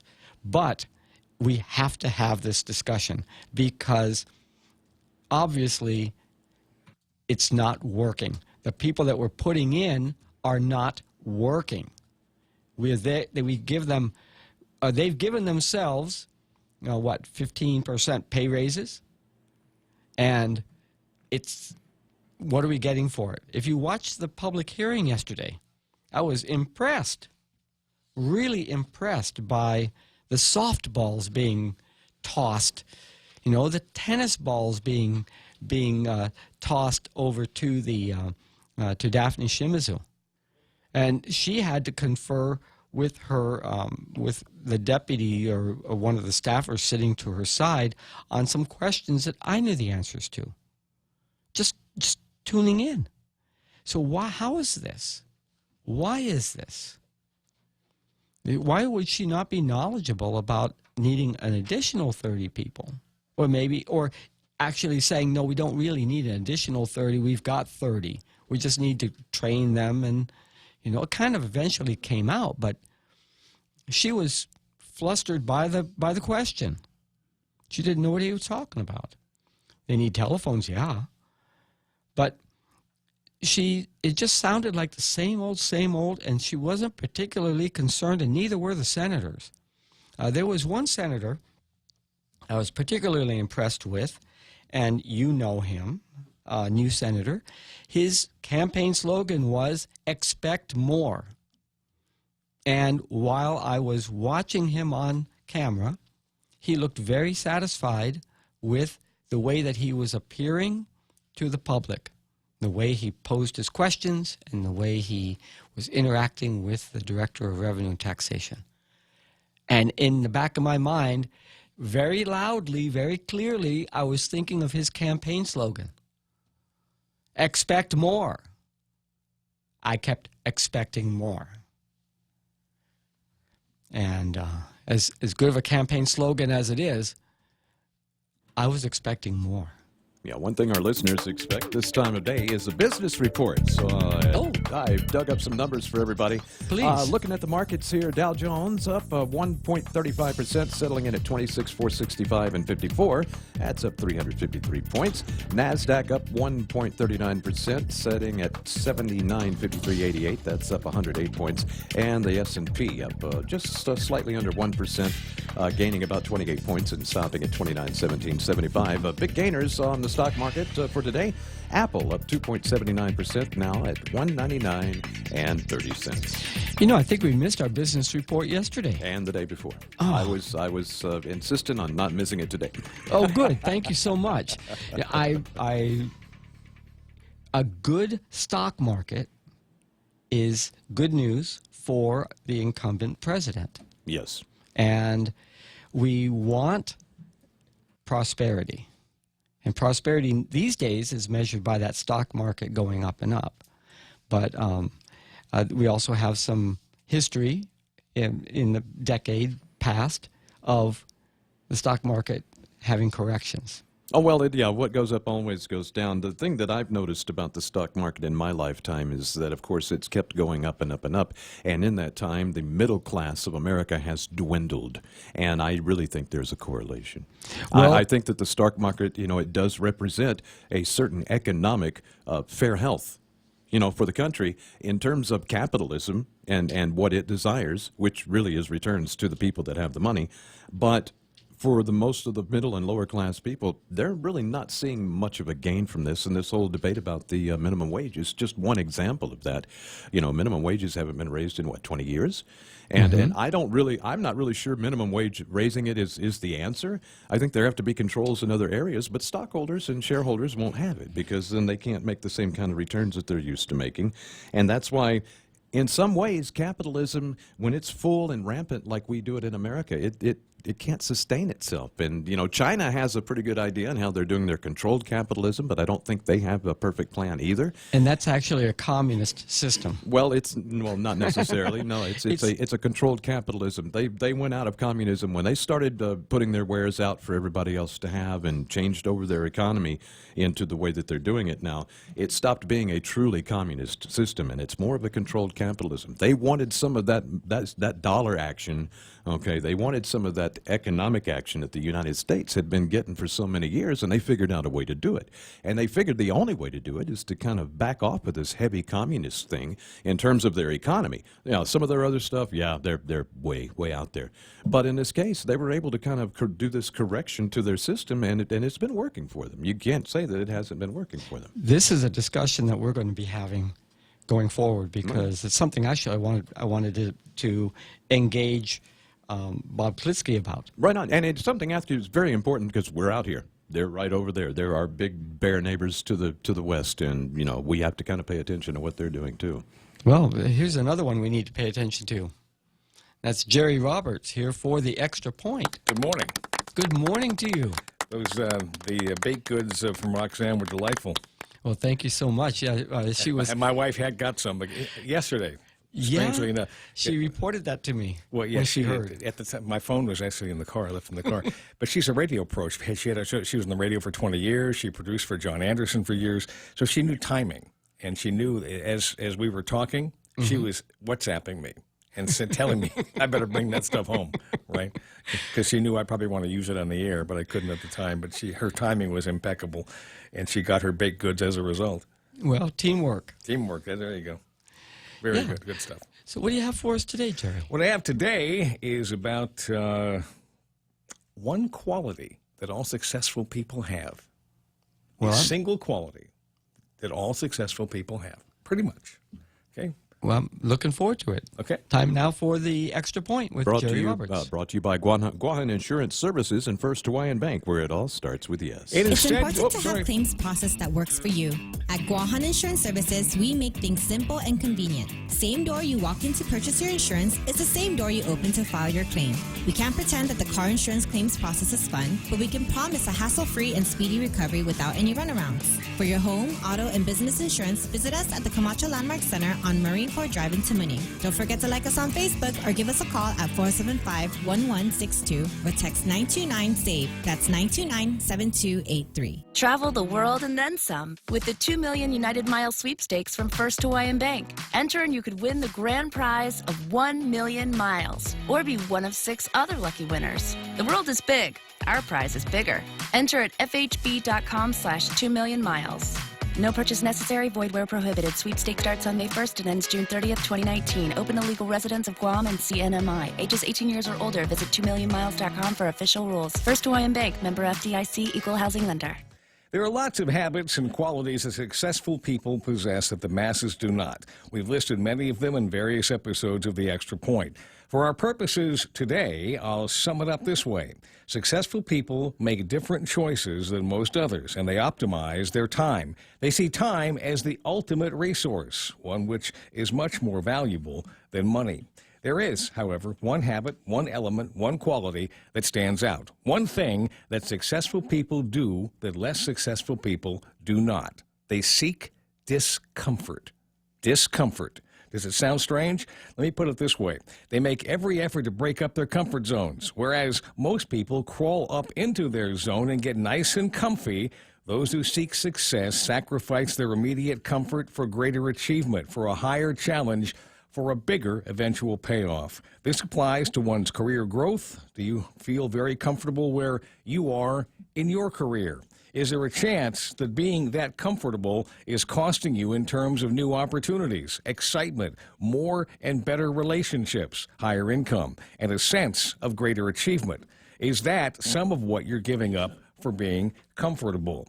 Somebody asked me once if discomfort can be learned. It absolutely can be learned. Years ago, I was going to a gym regularly and had hit a plateau on how much I could lift. I just couldn't do anymore. This went on for weeks. My routine was to do 3 sets of each exercise, 10 repetitions. There was a guy about my size who was lifting much more than I was, and I asked him for some advice. He told me to forget about sets and to lift 30% more than my maximum for a 10-rep set, doing as many reps as I could, and to do that for a couple of months. I was skeptical, and the first time I tried it his way, I wasn't very impressed with the results, as I didn't get many successful repetitions in. My muscles caved in after 2 reps, maybe 3 or 4 for some exercises. However, I stuck with it. 2 months later, when I went back to doing sets, I was amazed that I could do 3 sets of 10 reps at much higher weights. My discomfort had paid off. By pushing past barriers, you train your mind and body that you can break through, that your level of discomfort will lead to something good in the long run. Soon, your level of discomfort will become comfortable if you can appreciate what seems to be a contradiction in terms. This discomfort theory will work on dieting, learning, public speaking, going for career advancement with your current employer, or starting a part-time business, what we refer to today as a side hustle. The most successful people bust open their comfort zones on a regular basis. They test themselves, and they allow for failure because they understand it to be just another step on the road to scoring their win. So today, are you up for a challenge? Are you willing to look at life and career and to make yourself uncomfortable now for the opportunity to generate the success you say you want? That's the Extra Point. Get out there and make something uncomfortable happen today. For 93.3, The Ray Gibson Show with Daryl Taggarty, Guahan Insurance Services, and First Hawaiian Bank. I'm Jerry Roberts. Hear, hear. Man, you know what it made me think about? Interval training. Yeah. Now, interval training when you're learning how to play a trumpet, or when you're riding a bicycle in the city, you have to sprint through intersections. Yeah, you do. To make sure you keep yourself out of harm's way. Yeah. And as you as you sprint and as you do interval trainings on the intervals on a trumpet, leaping an octave, those trainings stretch you out. They're very uncomfortable. I've never been Builds anything to do capacity. with music. I just that leaped a generation. My dad was a concert quality pianist, but it never came to me. But I've heard that before. That it's the same kind of thing. It's the same concept. Got to It's get into the interval very, training. very uncomfortable things. Yeah, but that makes you expand and grow. Yeah. You stretch out, and then you find out that you can actually do it, and you've built the capacity to do that, and it becomes something that you look forward to, because it becomes a way that you approach what you're trying to do. Yeah. And you build your capacity. So thank you so totally much for agree. that. Yes, sir. Yeah. Have yourself a wonderful day. I'm doing my best, stretching myself out here. There we go. Not something I normally do. Okay. You're doing great. Well, thank you so much, Jerry. Let's do it again tomorrow. We'll do it again tomorrow. Yeah. Have a good one. Thanks. You too. And at 7:32, it's time now for headlines from the Guam Daily Post with Kevin Kerrigan. Half a day and good morning, Guam. And the headlines from the Guam Daily Post this morning. Settlement discussions began yesterday in district court between the U.S. and Guam governments on the lawsuit filed by the Justice Department over allegations of discrimination practiced by the Chamorro Land Trust Commission. The lawsuit, filed September 2017, claims the CLTC practiced discrimination by limiting eligibility for land leases to native Chamorros in violation of the Federal Fair Housing Act. Gov Guam won a major victory in December last year when District Court of Hawaii Senior Judge Susan Oki Mulway ruled that the U.S. failed to demonstrate that the Chamorro Land Trust Act is based on improper race or national origin classification. Mulway did not issue a final decision on the merits of the lawsuit. Instead, she concluded this court is only saying that it cannot enter judgment for the U.S. as a matter of law on the limited record before the court. The opinion left the door open for both sides to pursue settlement talks, which began yesterday. Carlina Charfaris, the spokeswoman for the Office of the Attorney General, declined to comment on what, if any, progress has been made. She told the Guam Daily Post in an email, "We are unable to comment at this time on this case." 38-year-old David James Paco Cruz has been arrested on allegations of sexually assaulting a female minor over the past 7 years. According to the magistrate report, the victim, now 19 years old, told police she had been sodomized since she was 12. She said the first incident occurred at a hotel when she was sleeping and continued for years, when the most recent attack occurring earlier this month, she told police. She said Cruz warned her not to tell anyone or she would pay for it. Cruz is now facing allegations of 2 counts of first and 2 counts of third-degree criminal sexual conduct. Guam Delegate Michael San Nicolas has released a letter this morning from Deputy Assistant Treasury Secretary Michael DeRoma, who wrote that San Nicolas's War Claims Bill, H.R. 1365, as currently drafted, would make amounts in the Claims Fund available for disbursement to Guam World War II victims and survivors. The Leon Guerrero administration's Washington liaison, former Delegate Madeline Bordallo, was recently quoted as saying San Nicolas's bill was flawed and won't clear the House Markup Committee. But in response this morning, Congressman San Nicolas sought a statement from the Treasury Department affirming the bill would correct the flaw in the World War II Loyalty Recognition Act submitted by Bordallo last year.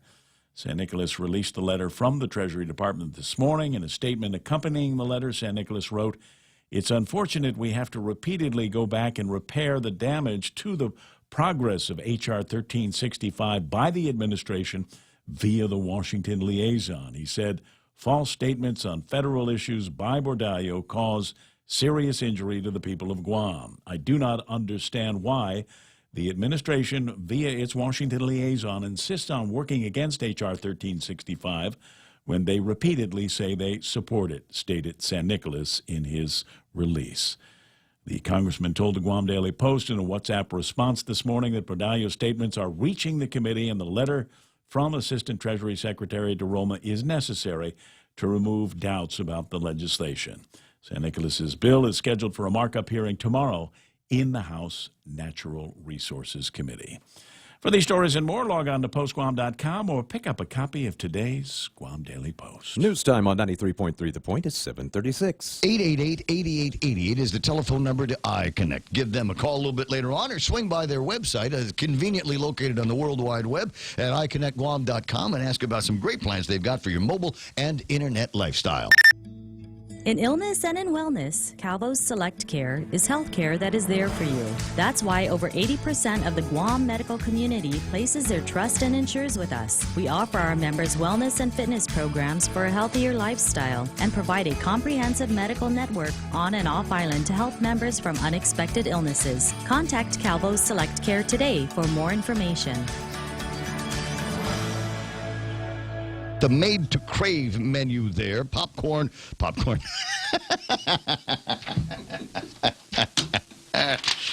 It's like I had heroin already. Peppercorn, mushroom milk with savory mushrooms. That's one of the sandwiches on it. Barbecue chicken cheeseburger with sweet and smoky barbecue sauce and sauce and bacon cheeseburger. So you know what's messing me up is last week we were doing the Made to Crave menu with the chicken sandwiches in it. That's why it's in my head. But they've got the sauce and bacon cheeseburger with bacon on it for days. There's so much bacon in it. The last time I had one, the bacon was actually falling out of the sandwich. It's your world, and Wendy's just rocked it with the new Made to Crave menu. Find it at Wendy's today. Family Finance has been serving the people of Guam since 1959, and they'll continue to be there for you in the years to come. Whether you're looking to get a personal loan for that summer vacation or paying off those long overdue bills, Family Finance has got you covered. Apply for a personal loan from $1,000 up to $3,600 by calling Family Finance in Agutya at 475-4545, Upper Tumon at 647-5626, or in Dededo, 633-4473. Family Finance, serving the people of Guam since 1959.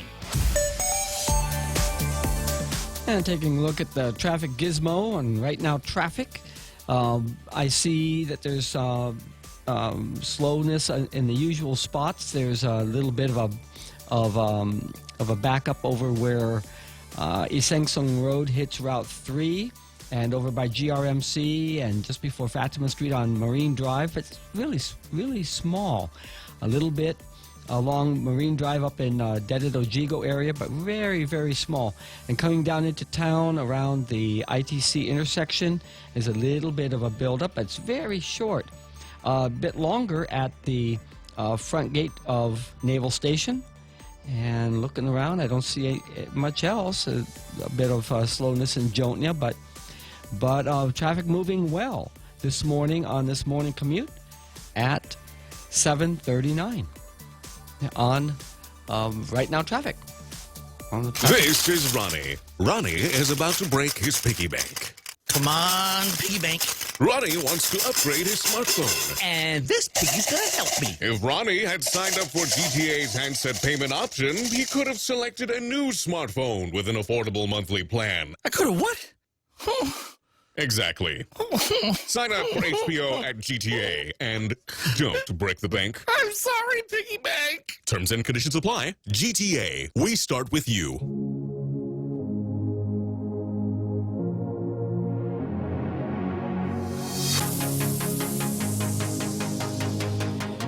And we're back with the Ray Gibson Show, and it's 7:39, and as you're getting ready to go to drop into your 8 o'clock normal routine for the morning, here we are on the radio here on The Point, and we've got Ken Leon Guerrero back with us on the line. Ken, welcome back. Thank you. Yeah, you know, we were talking before the news, and about the need for action. You know, the journalism is written into the American Constitution as a way of informing the public on what it is that is going on and what their officials are doing, elected officials, how well the government is working, and to allow everyone to communicate.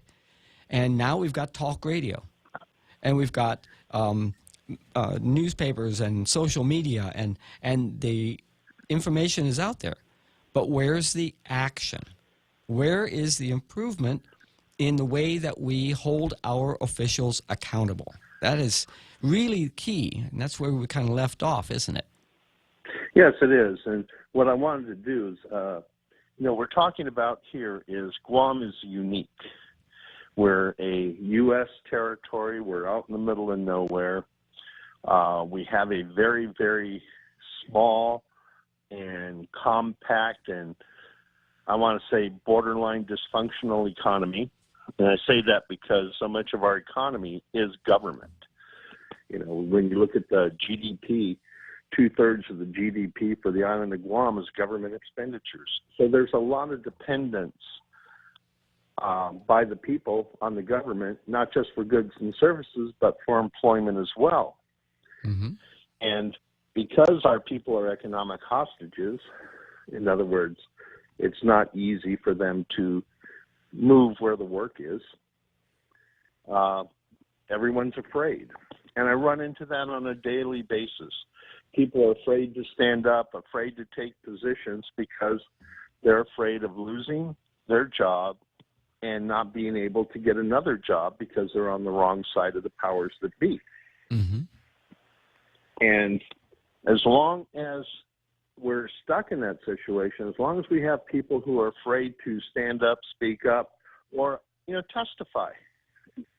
Over the past couple of years, when I would testify on legislation, there'd be like 20 government administrators, managers, employees testifying for or against a piece. And there'd be 2 or 3 people, me, you, Bob Klitzkie, mm-hmm. on the other side of the legislation testifying on behalf of the people. And that level of disengagement is what empowers our politicians and unclassified government officials. And I say unclassified, and here's why. All the time, classified employees come up to me and they share with me what I should be talking about next. Mm-hmm. Yeah. And I tell them it would be more powerful if you would. And they say, I can't. I'll get fired. My cousin will get fired. I've got a mortgage, And as long as our people live in fear of our government, it's the wrong message. I mean, the way our government was set up in the beginning, the power resided with the people, not with the government. But now we've gotten to a situation here because our government is so heavy a presence where people are afraid of upsetting management, administrators, politicians for fear of losing their jobs or having blowback affect their family members. And we need to end that. We, as people, need to assert ourselves. This is our island, our government. And the CCU is a perfect example. When that story first broke out at the CCU, I ran a petition. We got almost 1,500 signatures. So we went from a position where the head of the CCU was declaring proudly in the media, yeah, I messed up, but we'll just have another meeting and correct it. But by the time the weight of those signatures became known, they reversed the pay raises and bonuses, and now they're talking about implementing proper procedures to make sure that that doesn't happen again. That's the power we have as a people. And I encourage more people to stand up because we've got a very important bill coming up next week, the minimum wage. Mm-hmm. Right now, I'm doing a survey online on Facebook, guamc4pa.org. Mm-hmm. On Facebook, Guam C4PA, and on the internet, guamc4pa.org. I'm collecting information that I'm going to use in a presentation at the legislature so that I can, basically point out in very, very stark numbers the reality that Guam's workforce is living through. And, a lot of people have expressed support for this effort, and I asked them if they would be willing to come out and testify, and I hear the same thing. No, I can't go out because if I go out and testify, I'll lose my job. And that saddens me. It saddens me that a free people are no longer free, and we're living in fear, and we're living in fear of the people we elect. That's just rubs me wrong. That's why I fight this fight. And I commend you so much for that. I'm taking a look at some of the Facebook Live comments, and they're encouraging you to run for office. But even if you did, there would have to be enough other candidates who think like you and are as committed as you to doing better than what's going on now in order to have a majority in the legislature. We need to have more people standing up. Because if I were to run for office, I have to stop doing this. If I'm running for office, I can't yell the emperor has no clothes, because then everybody say, "Oh, he's just saying that because he's running for office." You see, I gain nothing from doing this work. It takes a lot of my time, it takes a lot of my money to do this work, but I do it because I have children, I have nieces, I have nephews, I have friends who are struggling from paycheck to paycheck to make ends meet, and they don't have the time. They don't have the ability, and they're a little scared. But also, you're pulling down that $85,000 salary. So you're supposed to be doing this. Gee, I wish I was pulling down an $85,000 salary. Instead, I'm just a senior citizen living on a fixed income like 30% of our population. We have 87% of our population living in working poverty. Working poverty, by definition, is that you're making enough money barely to cover your bills every month. Most people on the survey so far, that's about 70% of the people working on that have responded to the survey so far, do not make enough money to pay all their bills in the month due. And that matches with statistics nationally. And that's where you and I had we're starting that conversation yesterday about the 4 elements of economics. Mm-hmm. You know, everybody knows the 3: land, labor, capital. Yeah, factors of production. Yes. Yeah, there's a 4th. It's morality. Because right now we're looking at a situation where in Amazon, for example, they made $12 billion in profits. They're not going to pay a single dollar in federal tax. And from state to state, anywhere from 2 out of 5 to 3 out of 5 of their employees are on state-funded, federally funded welfare. And we're seeing the same thing here on Guam. Here on Guam, we have a lot of people who work in shift work, who don't have benefits. They have multiple jobs. Some families have 3 or 4 jobs just to be able to make ends meet. They have no medical benefits, so they use the emergency room as their primary care physician. And that was proven in testimony in 2017 when they came before the budget and said, yeah, we had 5,300 outpatient visits. We had 17,000 emergency room visits. Mm-hmm. Oh, these figures have been known for years. It's just it's a chronic problem, and it has not been addressed successfully by the people who are paid to address and solve these problems.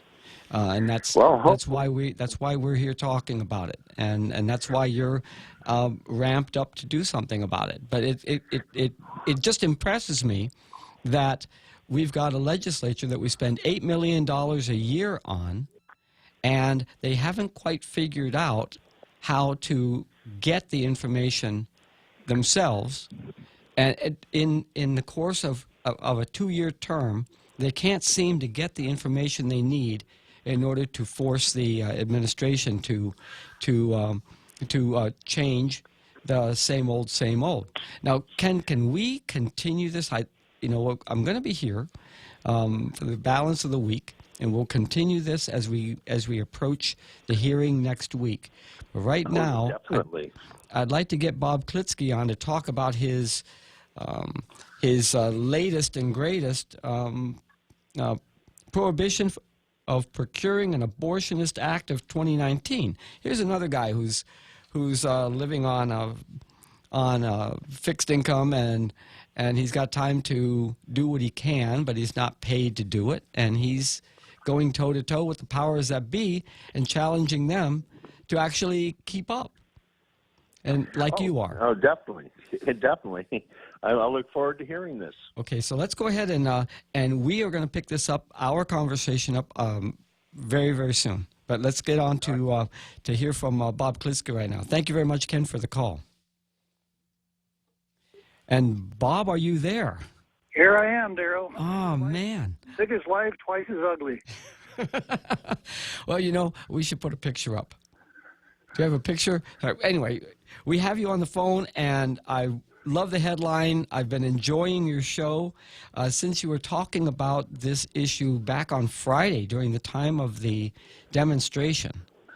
And I didn't even want to call in. I just wanted to listen and hear these words of wisdom from you. And now you've got a bill that you've sent out. I do indeed, yeah. And the purpose of the bill would be to see to it that government officials perform as government officials, not as people who have a government job and are using it to advance their own personal agenda. Yeah, whether religious or not. Yeah. Yeah.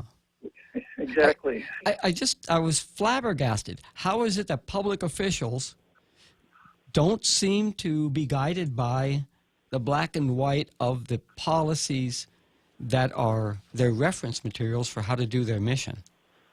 Well, you know, I've heard, I think both of us have talked in terms of what government officials must do and what government officials can do.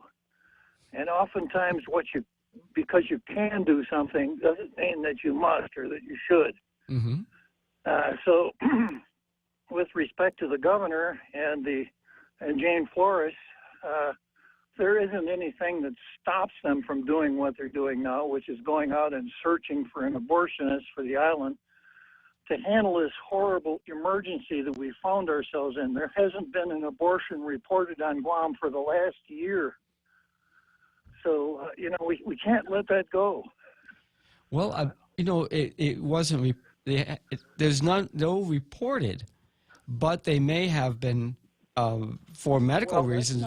That's not what they're reacting to. What they're reacting to is we haven't had an abortion reported for the last year. Sort of like there's something wrong here because we got to get our numbers up. You know, we should be doing a couple hundred abortions a year here on the island, and the problem is that we don't have an abortionist since the last abortionist took off. Therefore, in order to solve this problem of no abortions for a whole year, we've got to use government money and officials to go out and beat the bushes and find an abortionist and bring that person to Guam. And in what capacity, we don't know. And Jane Flores has been interviewed a couple of times. One time she said she's going to meet behind closed doors with public health officials, and she left the possibility open that the abortionist could be a government employee. So, you know, the emergency, no abortions for a year, the fix. We've got to recruit an abortionist for Guam.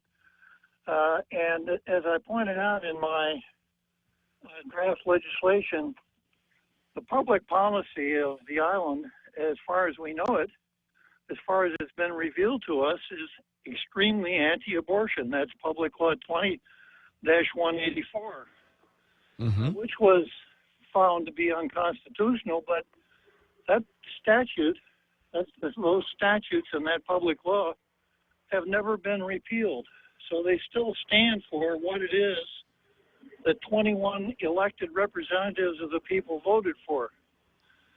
So I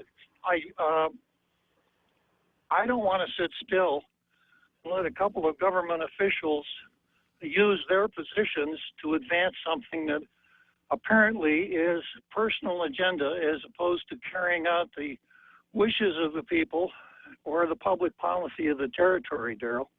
Absolutely.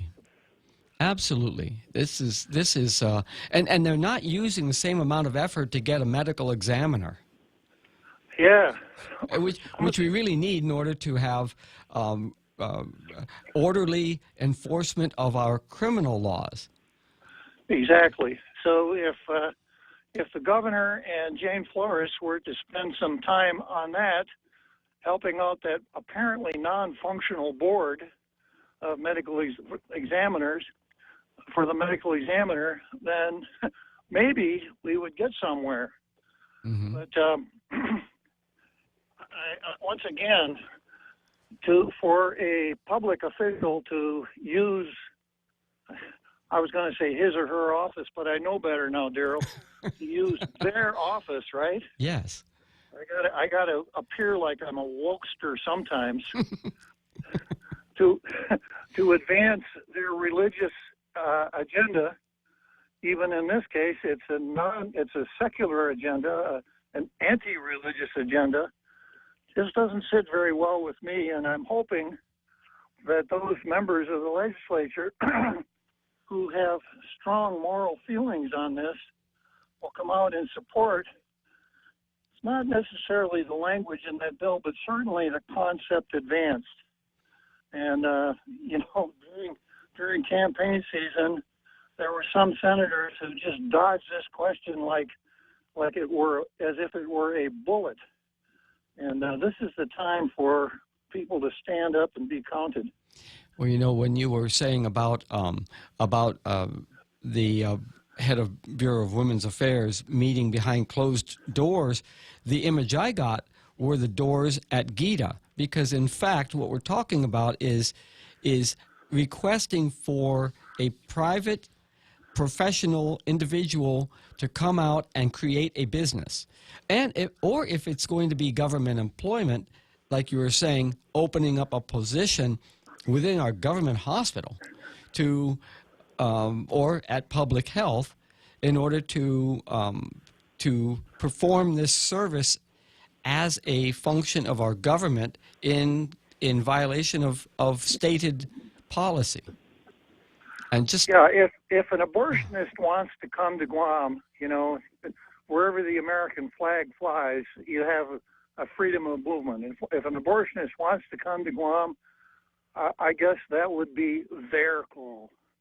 But for our government to use government funds, time, officials, etc., to go out and recruit an abortionist just doesn't pass good government muster as far as I'm concerned. Well, there are a number of states that have restricted abortions and closing down clinics. And so there must be some available to go to a location that is open for business, which is on Guam. It shouldn't be that difficult for the market to simply correct and fill a need, if there's a real need. And but for our officials to spearhead this effort is... Anyway, Bob, you know how it is when we get to the top of the hour. You have your halftime show. We've got our Fox News 2 at 8 o'clock. We're coming up onto that, but I want to thank you for stepping up to the plate and doing some work on behalf of the people of Guam. We're not getting that kind of production out of our current senators. You've put something in front of them, and hopefully they'll take it seriously. Well, I did step up to the plate, but at about 5:25, I'll be taking the seventh inning stretch, Daryl. Well, you'll be here this afternoon at 4. Thank you, Bob. It's 8 o'clock, and we're here at KUSG Hagåtña. Withdraw. I'm Lisa Lacera, Fox News. President Trump talking about the shakeup at the Pentagon as his acting defense secretary will not be in contention for the permanent job. Fox's Jared Halpern live on Capitol Hill. The acting defense secretary, Patrick Shanahan, is resigning and withdrawing his name from consideration for permanent Pentagon chief. He presented me with a letter this morning. That was his decision. President Trump says he did not ask for Shanahan's resignation, which was announced shortly after published reports of violent domestic disputes nearly a decade ago between Shanahan and his ex-wife. Information Senate Democratic leader Chuck Schumer says should have been known. They don't like to vet. All these assistant secretaries, assistant this, assistant that, don't get vetted. And look what happens when you don't vet. Army Secretary Mark Esper will serve as the next acting defense secretary. Lisa. Jared, the president kicking off his re-election campaign tonight in Orlando, Florida. Thousands standing by. Some of them waited for as long as 40 hours to get in here tonight. This place, it only holds about 20,000 people. Sounds like a lot, but President Trump says that his campaign received about 100,000 requests for tickets to get in here tonight. Fox's Kristen Fisher in Orlando. A huge cocaine bust in the port of Philadelphia. Fox's Gernal Scott has this live. Lisa, the bus netted 16.5 tons of cocaine off a ship that arrived in port early Monday morning. Street value said to exceed $1 billion. According to U.S. attorneys in Philadelphia, some of the ship's crew have been arrested and charged. The ship sails under the Liberian flag and has recently stopped in the Bahamas, Panama, Peru, and Colombia. This bust comes following other cocaine seizures this year in Philadelphia and the Port of New York and New Jersey, with values in the tens of thousands or tens of millions of dollars. Lisa. Thanks, Gernal. On Wall Street, the Dow at 353. This is Fox News. Liberate your mind with laughter.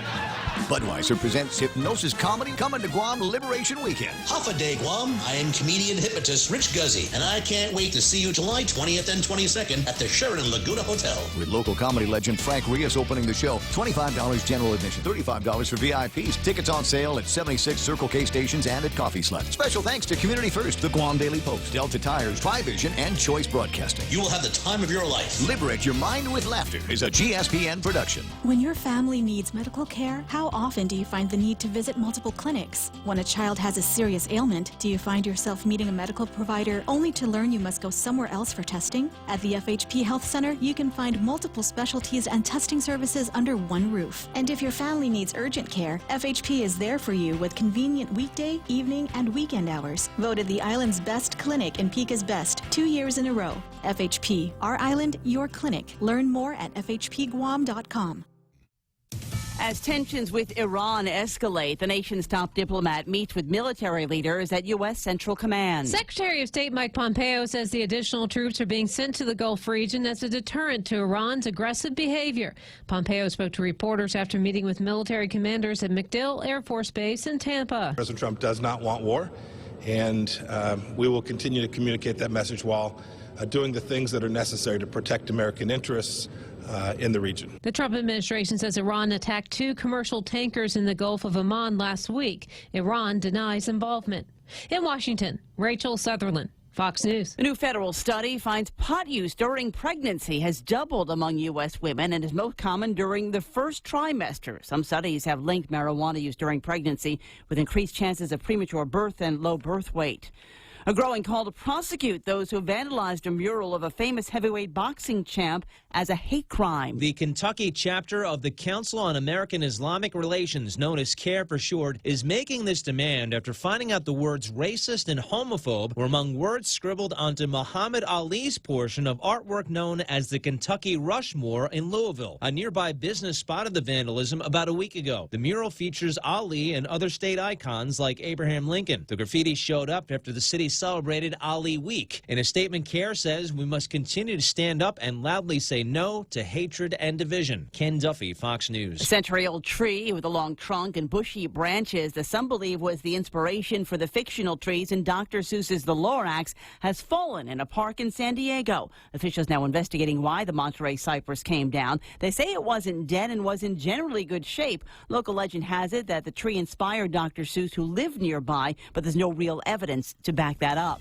I'm Lisa Lacera. This is Fox News.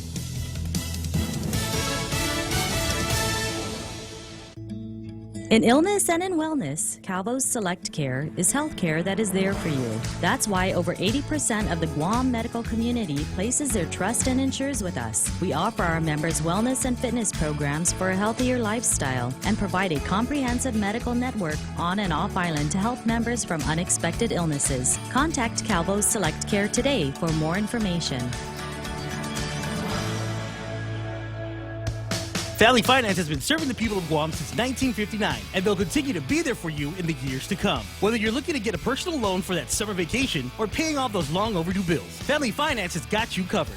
Apply for a personal loan from $1,000 up to $3,600 by calling Family Finance in Agutya at 475-4545, Upper Tumon at 647-5626, or in Dededo, 633-4473. Family Finance, serving the people of Guam since 1959. Here at APL, our core values give the company its heart and soul. Whether it's connecting your business with our global network through our newly enhanced service or investing our efforts into giving back to the community, APL is committed to serving you. We humbly honor the opportunity to find innovative solutions for you and your business. To learn more about our enhanced service, call 588-4651 or visit www.apl.com/Guam for more details.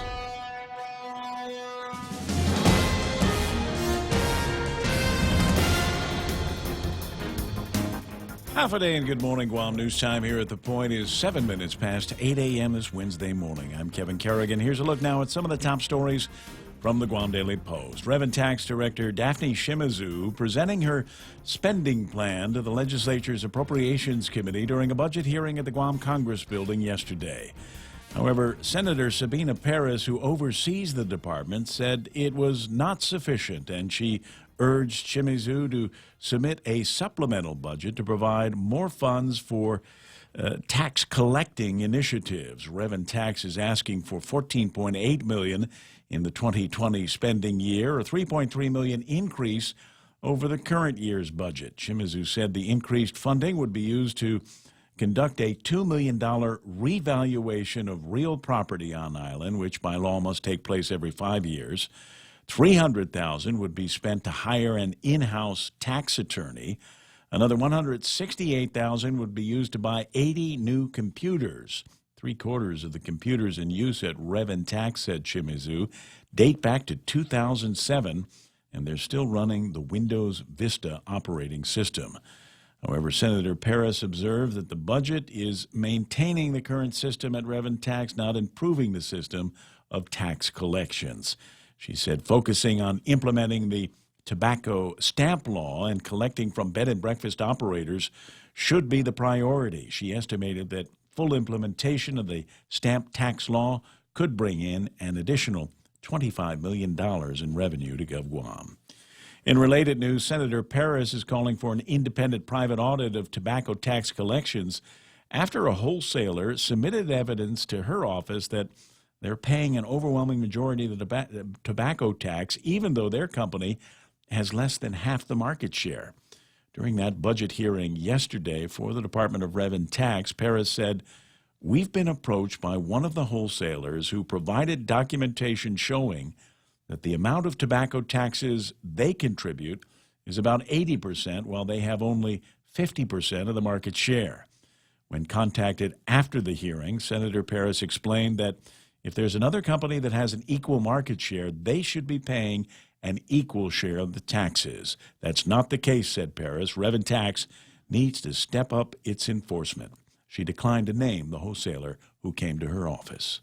We'll have more news after this. Security Title is honored to join in sponsoring Ray Gibson on The Point. My name is Alicia Blas from Agate, and this is where I start my day, listening to the voices of our community and sharing thoughts about issues that affect all of us. It all boils down to our people and our land. Putehi Igomamu. Protect your home. When purchasing or refinancing your home, remember to call the professionals at Security Title, just like you call Ray Gibson in the morning. It's important to have claims process that works for you. At Guahan Insurance Services, we make things simple and convenient. Same door you walk in to purchase your insurance is the same door you open to file your claim. We can't pretend that the car insurance claims process is fun, but we can promise a hassle-free and speedy recovery without any runarounds. For your home, auto, and business insurance, visit us at the Camacho Landmark Center on Marine Corps Drive in Tamuning. Don't forget to like us on Facebook or give us a call at 475-1162 or text 929-SAVE. That's 929-7283. 10 minutes past 8 a.m. here at The Point. Guam Delegate Michael San Nicolas has released a letter from Deputy Assistant Treasury Secretary Michael DeRoma, who wrote that San Nicolas's War Claims Bill, H.R. 1365, as currently drafted, would make amounts in the Claims Fund available for disbursement to Guam World War II victims and survivors. The Leon Guerrero administration's Washington liaison, former Delegate Madeline Bordallo, was recently quoted as saying that San Nicolas's bill was flawed and won't clear the House Markup Committee. In response, Congressman San Nicolas sought a statement from the Treasury Department affirming that the bill would correct the flaw in the World War II Loyalty Recognition Act that Bordallo submitted last year. San Nicolas released the letter from the Treasury Department this morning. In a statement accompanying his letter, San Nicolas wrote, "It's unfortunate we have to repeatedly go back and repair damage to the progress of H.R. 1365 by the administration via the Washington liaison." He said false statements on federal issues by Bordallo caused serious injury to the people of Guam. "I do not understand," he said, "why the administration, via its Washington liaison, insists on working against H.R. 1365 when they repeatedly say they support it." San Nicolas told the Guam Daily Post in a WhatsApp response that Bordallo's statements are reaching the committee, and the letter from Assistant Treasury Secretary DeRoma is necessary to remove doubt about the legislation. San Nicolas's bill is scheduled for a markup hearing tomorrow in the House Natural Resources Committee. Attorney and former Guam Senator Bob Klitzkie has proposed that Guam lawmakers adopt a bill he has written which would prohibit any department or agency of GovGuam from using taxpayer funds to recruit a physician to come to Guam and perform abortions. Klitzkie has titled his proposed legislation the Prohibition of Procuring an Abortionist Act of 2019. The draft measure was sent to all Guam senators yesterday. Dr. William Freeman was the last physician on island who performed abortions. He retired last year. No one has replaced him. Governor Lulian Guerrero recently asked Jane Flores, the director of the Bureau of Women's Affairs, to find another physician willing to perform abortions. Flores has said that women on Guam need to have a choice to terminate a pregnancy in cases of rape, incest, or threat to a mother's life. For these stories and more, log on to postguam.com or pick up a copy of today's Guam Daily Post. Daryl and Mike now with a look at our weather. I've been looking at that weather for a while, and it looks the same. A few more clouds. Mostly dry trade wind weather will continue through the week. Clouds will increase a bit tomorrow and Friday, but showers will be only isolated.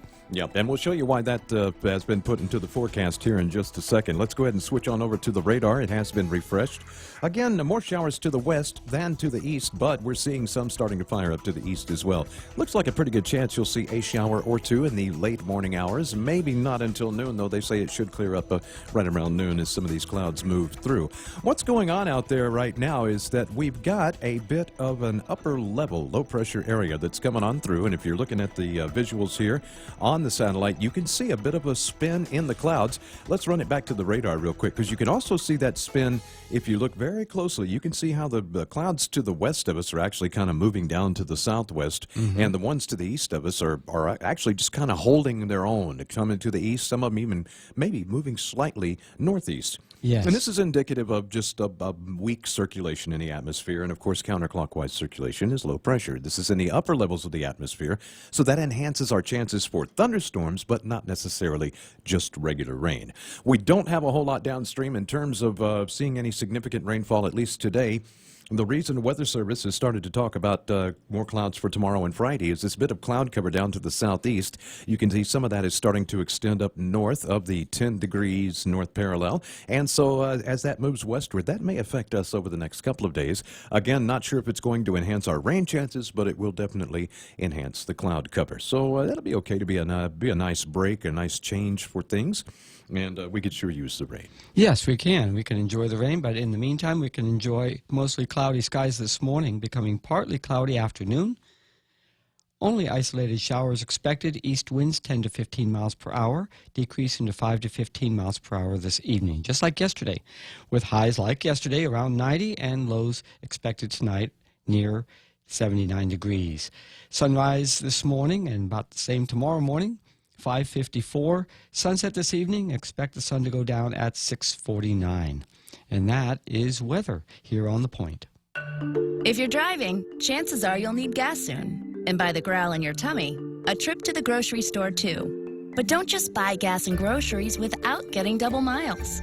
Instead, apply for the new United credit card from First Hawaiian Bank and start earning double miles towards your next trip. Gas, groceries, getaway. With the new United credit card, apply at FHB.com. First Hawaiian Bank, member FDIC. Equal housing lender. Additional terms, conditions, and restrictions apply. Raymond Gibson Show here on 93.3 The Point, brought to you by a whole bunch of people, including my friends over at Cars Plus. You're going to love what they've got lined up for you. It's performance days, if you will, over there. Charger SXT Plus, 1.99% APR. Does that fit your wallet? I thought it might. And the Challenger GT, 1.99% APR. Yeah, I bet you they can make that fit for you. So check it out over there. The program also brought to you by American President Lines. APL is shipping the future, and Micronesia Renewable Energy, where there's never been a better time to go solar. Discover a new Galaxy. GTA introduces the new Samsung Galaxy S10 in 3 different sizes. The Galaxy S10 comes with cool new features like Power Share that allows you the ability to share your battery power with other devices. Or you can capture a wider world with its new camera featuring an ultra-wide lens for when you need to take pictures of the whole family. And with GTA handset payment option, you can take home a Galaxy S10 for $0 down. GTA, we start with you. This program brought to you by Security Title. The guys over there know everything about making sure that there is no real estate karma, bad karma, on the title. That's why you get these guys. Take Care is also a big portion, big sponsor of the Ray Gibson Show. And Cars Plus, where they've got the performance days going on. Now, I don't know how much longer this is going to last. It's possible that today could be the last day. So check them out over at Cars Plus and learn about the Challengers and the Chargers and plenty more for sale. 1.99% APR on your good credit. That's a great incentive to get behind the wheel of a brand new car from Cars Plus today.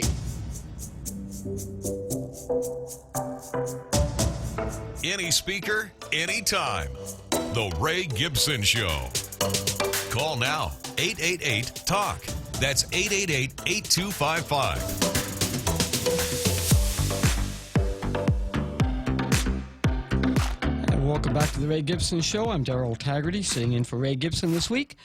And the callers that we had before the top of the hour have gotten the Facebook Live crowd fired up. Got a few new folks joining us, well, folks regulars joining us.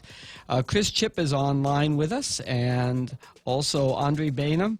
And let's see who else has joined us this morning. Sherry Iriarty. And they're talking about those subjects that we had before the top of the hour. Quality of leadership, the response of everyday people to expect more from our elected leaders and their appointed assistants. And Sherry Iriarty says, there is not a doctor that advertises, in quotes, advertises on Guam for abortions. Does that mean that there is no doctor that would perform an emergency abortion? Now, that's not... the way I understand it, if it's a medically required procedure, it would not be termed an abortion. I think what's documented are elective abortions. And if it's a medical procedure, then it's coded as a medical procedure. And those will be taken care of in due course by those who are qualified to perform those procedures, and for good reason, for medically indicated reasons. But for elective abortions, then without somebody who's willing to do it, then there are few options for those willing to undergo the procedure. Travel to another jurisdiction, finding a way to slide under the coding of the medical community, however it's going to be done.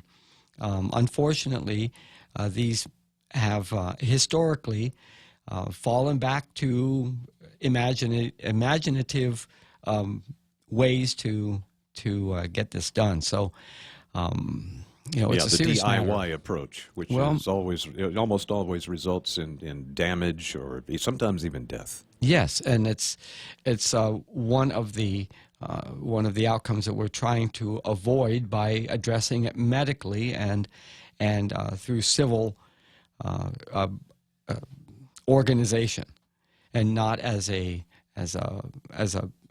medical matters taken care of, but it's the civil and the religious that are of concern to us these days. And so active discussion, because it needs to be had. I understand Bob Klitzkie's perspective, and the I think it's just a really bad PR problem. Yeah, and I also agree with Mr. Klitzkie in that the real priority should be a medical examiner. We have cold, dead bodies in body bags lying over in the refrigerators that still haven't been looked at because there's no one here to examine them. If the government wants to spend money on a medical professional that we really need, we need a medical examiner much more than we need an abortionist. That's right, and that is a function of our government. It is not left up to private sector to fill. We have a facility that's equipped for this to be done. It's required as part of our forensic steps in for the orderly disposition of criminal and civil matters, and it is a core function of government. And so that's why I think it's like a PR problem, but it's misplaced priorities. We've got needs, and they're not being addressed or prioritized. A lively conversation going on Facebook Live concerning both issues. And let's see. I can't see my stack screen. And so, Bob is calling back. He said he wanted to chime in on some of the comments that you've been making. Yes, absolutely. Good to have you back, Bob. Hi, Daryl. Daryl. Yes. First of all, abortions by definition are always elective. Okay, good. Thank you for that. And second, we have a reporting law that requires every person, every doctor who performs an abortion to make a report to the Department of Public Health and Social Services, the Office of Vital Statistics. Right. And there are criminal sanctions for not doing it. As a matter of regular government policy, we want to track this, even though it's allowable under the laws of the United States, the interpretation of the Supreme Court. Under the laws of Guam, these must be reported because they're elective. Well, because I suppose you could say that, but you know, there's no such thing as a mandatory abortion. Well, I suppose there are where people are forced to have abortions, but the key is that all abortions must be reported to the Office of Vital Statistics. So if we haven't had a report of an abortion since last May, over a year ago, that means one of two things. There haven't been any abortions, or whoever did the abortion broke the law. I would go with the former, which kind of leads to another question. Are there some cases where supply creates demand? If we have a couple of abortionists here on the island, and to the extent that they do advertise, would more abortions occur than if there were no abortionists here? And my analysis is yes. So the fact that no abortionists on island means fewer abortions, and for the last year, no abortions. And they may have been done in other jurisdictions. Well, okay, but no abortions on Guam. On Guam. Yeah. Yes. And this, you know, as per our earlier conversation, apparently has caused our governor to panic. What's going on here? No abortions for the last year. We've got to do something about this. This is an emergency. We've got to get our numbers up. Whereas a lot of the folks that live here would say, no abortions for the last year, that's the best news I've heard in a long time. It's odd to have good news be cast as bad news. Exactly. Yeah. Well. Yeah. So you sent your draft bill to the legislature, and so you're looking for one of the senators down there to poll their colleagues and find out what kind of support there is for its introduction and its passage. You know, I've made this point many times, including back in the time when I was one, and that is that senators communicate with their constituents. There's really only one way that they do it. It's by the bills that they introduce. It's not by the 400 resolutions that they introduce for such momentous occasions as congratulating the graduates of the third grade at Malolo Elementary. It's the bills that they introduce. It's not the press releases that they send out. It's not the snotty letters that they send to government officials. It's the bills that they introduce. So if a senator is truly anti-abortion, it wouldn't matter if there's any support for the bill or not. This is a way of signaling that senator's constituents that they, they. I probably would say than saying she, because, you know, we've got 10 of the 15 are women now. I don't know if you noticed that. Well, chances are good that the, the odds are that it's going to be a she. Yeah. Yeah. So maybe I hate this using they for the third person singular. Maybe I'll just stick with she from now on when I'm talking senators, Daryl. My gut is to use it, because to describe for a person to self-identify in terms of his, her, or whatever's sexuality makes that person a derivative of their sexuality. And so it becomes an it. It doesn't become necessary to have a pronoun besides it.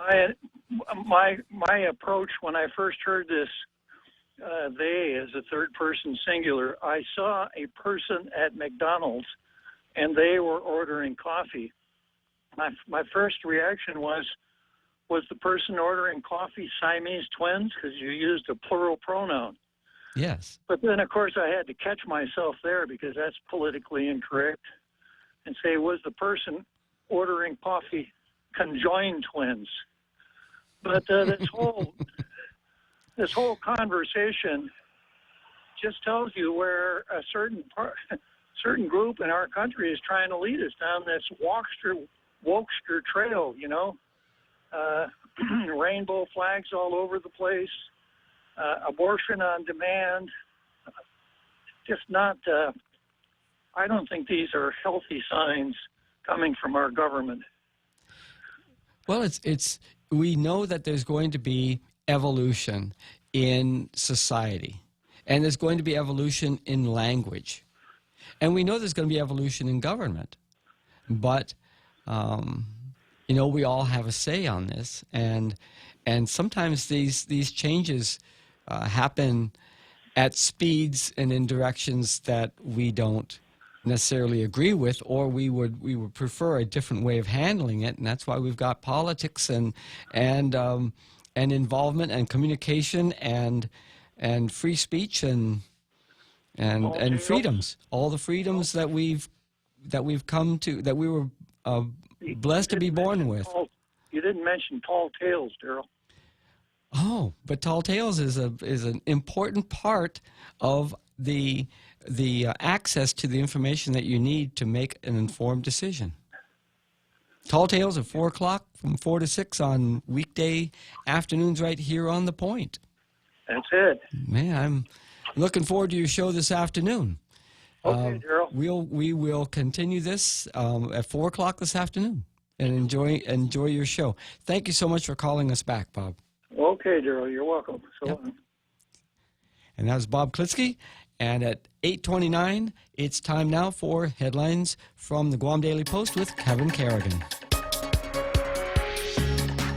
Half a day and good morning, Guam. And the headlines from the Guam Daily Post this morning. Settlement discussions began yesterday in district court between the U.S. and Guam governments on the lawsuit filed by the Justice Department over allegations of discrimination practiced by the Chamorro Land Trust Commission. The lawsuit filed in September 2017 by the Justice Department. It claims the CLTC practiced discrimination by limiting eligibility for land leases to Native Chamorros only in violation of the Federal Fair Housing Act. However, GovGuam won a major victory in the case last December when District Court of Hawaii senior judge Susan Okai-Malawai ruled that the United States failed to demonstrate that the CLTC is based on improper race or national origin classifications. Malawai did not issue a final decision on the merits of the lawsuit. Instead, she concluded this court is only saying that it cannot enter judgment for the United States as a matter of law on the limited record before the court. That opinion left the door open for both sides to pursue settlement talks, which began yesterday and last throughout this week. Carlina Charfaros, the spokeswoman for the Office of the Attorney General, declined to comment on what, if any, progress has been made so far. She told the Guam Daily Post in an email, "We are unable to comment at this time on this case." Several members of the new Agana Revitalization and Redevelopment Authority Board of Commissioners met late yesterday afternoon for an informational briefing. Members were briefed by Executive Director Lacia Casil on the efforts that she has undertaken since she stepped into the position at the start of the year. Casil said, "We've been lacking funds." Commissioners reviewed the agency's nearly $900,000 budget request, which has yet to be approved. Casil also said to the members that the public notice for what would have been their first official commissioners meeting was insufficient. The issue was brought to her attention by Senator Kelly Mars. Casil said only one of 2 notices was published in the newspaper. More than 200 soldiers of the Guam National Guard began their deployment to Egypt's Sinai Peninsula yesterday, following their training in New Mexico and Texas. Many of them will be away from home for up to a year. The soldiers of the Guam Guard's 294th Infantry Regiment, also known as the Chamorro Battalion, left for the Sinai on Sunday from Texas. In El Paso, Texas, before they departed, they had a chance to meet with Governor Lou Leon Guerrero and Major General Esther Agagi, the Adjutant General of the Guam Guard. The Chamorro community in El Paso hosted a barbecue for the Guam troops before they left. The governor is expected back on island tonight. For these stories and more, log on to postguam.com or pick up a copy of today's Guam Daily Post. Thank you, Brother Kevin. News time here on 93.3. The Point is 8:33. It's iConnect time. Swing by an iConnect and ask them about great rates on mobile and internet plans. Or look them up yourself at iConnectGuam.com. If you're driving, chances are you'll need gas soon. And by the growl in your tummy, a trip to the grocery store too. But don't just buy gas and groceries without getting double miles. Instead, apply for the new United Credit Card from First Hawaiian Bank and start earning double miles towards your next trip. Gas, groceries, getaway. With the new United Credit Card, apply at FHB.com. First Hawaiian Bank, member FDIC. Equal housing lender. Additional terms, conditions, and restrictions apply. It is time for me to remind you about great deals they've got going on over at Wendy's. They've hit the reset button on the made-to-crave menu, peppercorn mushroom melt with savory mushrooms. It's the Yum barbecue cheeseburger, sweet and smoky barbecue sauce, and the sauce and bacon cheeseburger with bacon on it for days. It's your world, and Wendy's just rocked it. Try the new hamburgers on the made-to-crave menu at Wendy's today. Your home is one of the most important investments you'll make in your life. At Nanbo Insurance, you can rest easy knowing that you're covered with reliable and affordable homeowners insurance. Nanbo makes it easy to protect what matters the most so you can enjoy the moments that matter the most. With Nanbo, you can also save big when you bundle up and insure your car, home, motorcycle, or business. Enjoy great savings up to 50%. Visit nanbo.com or call 477-9754 for more details.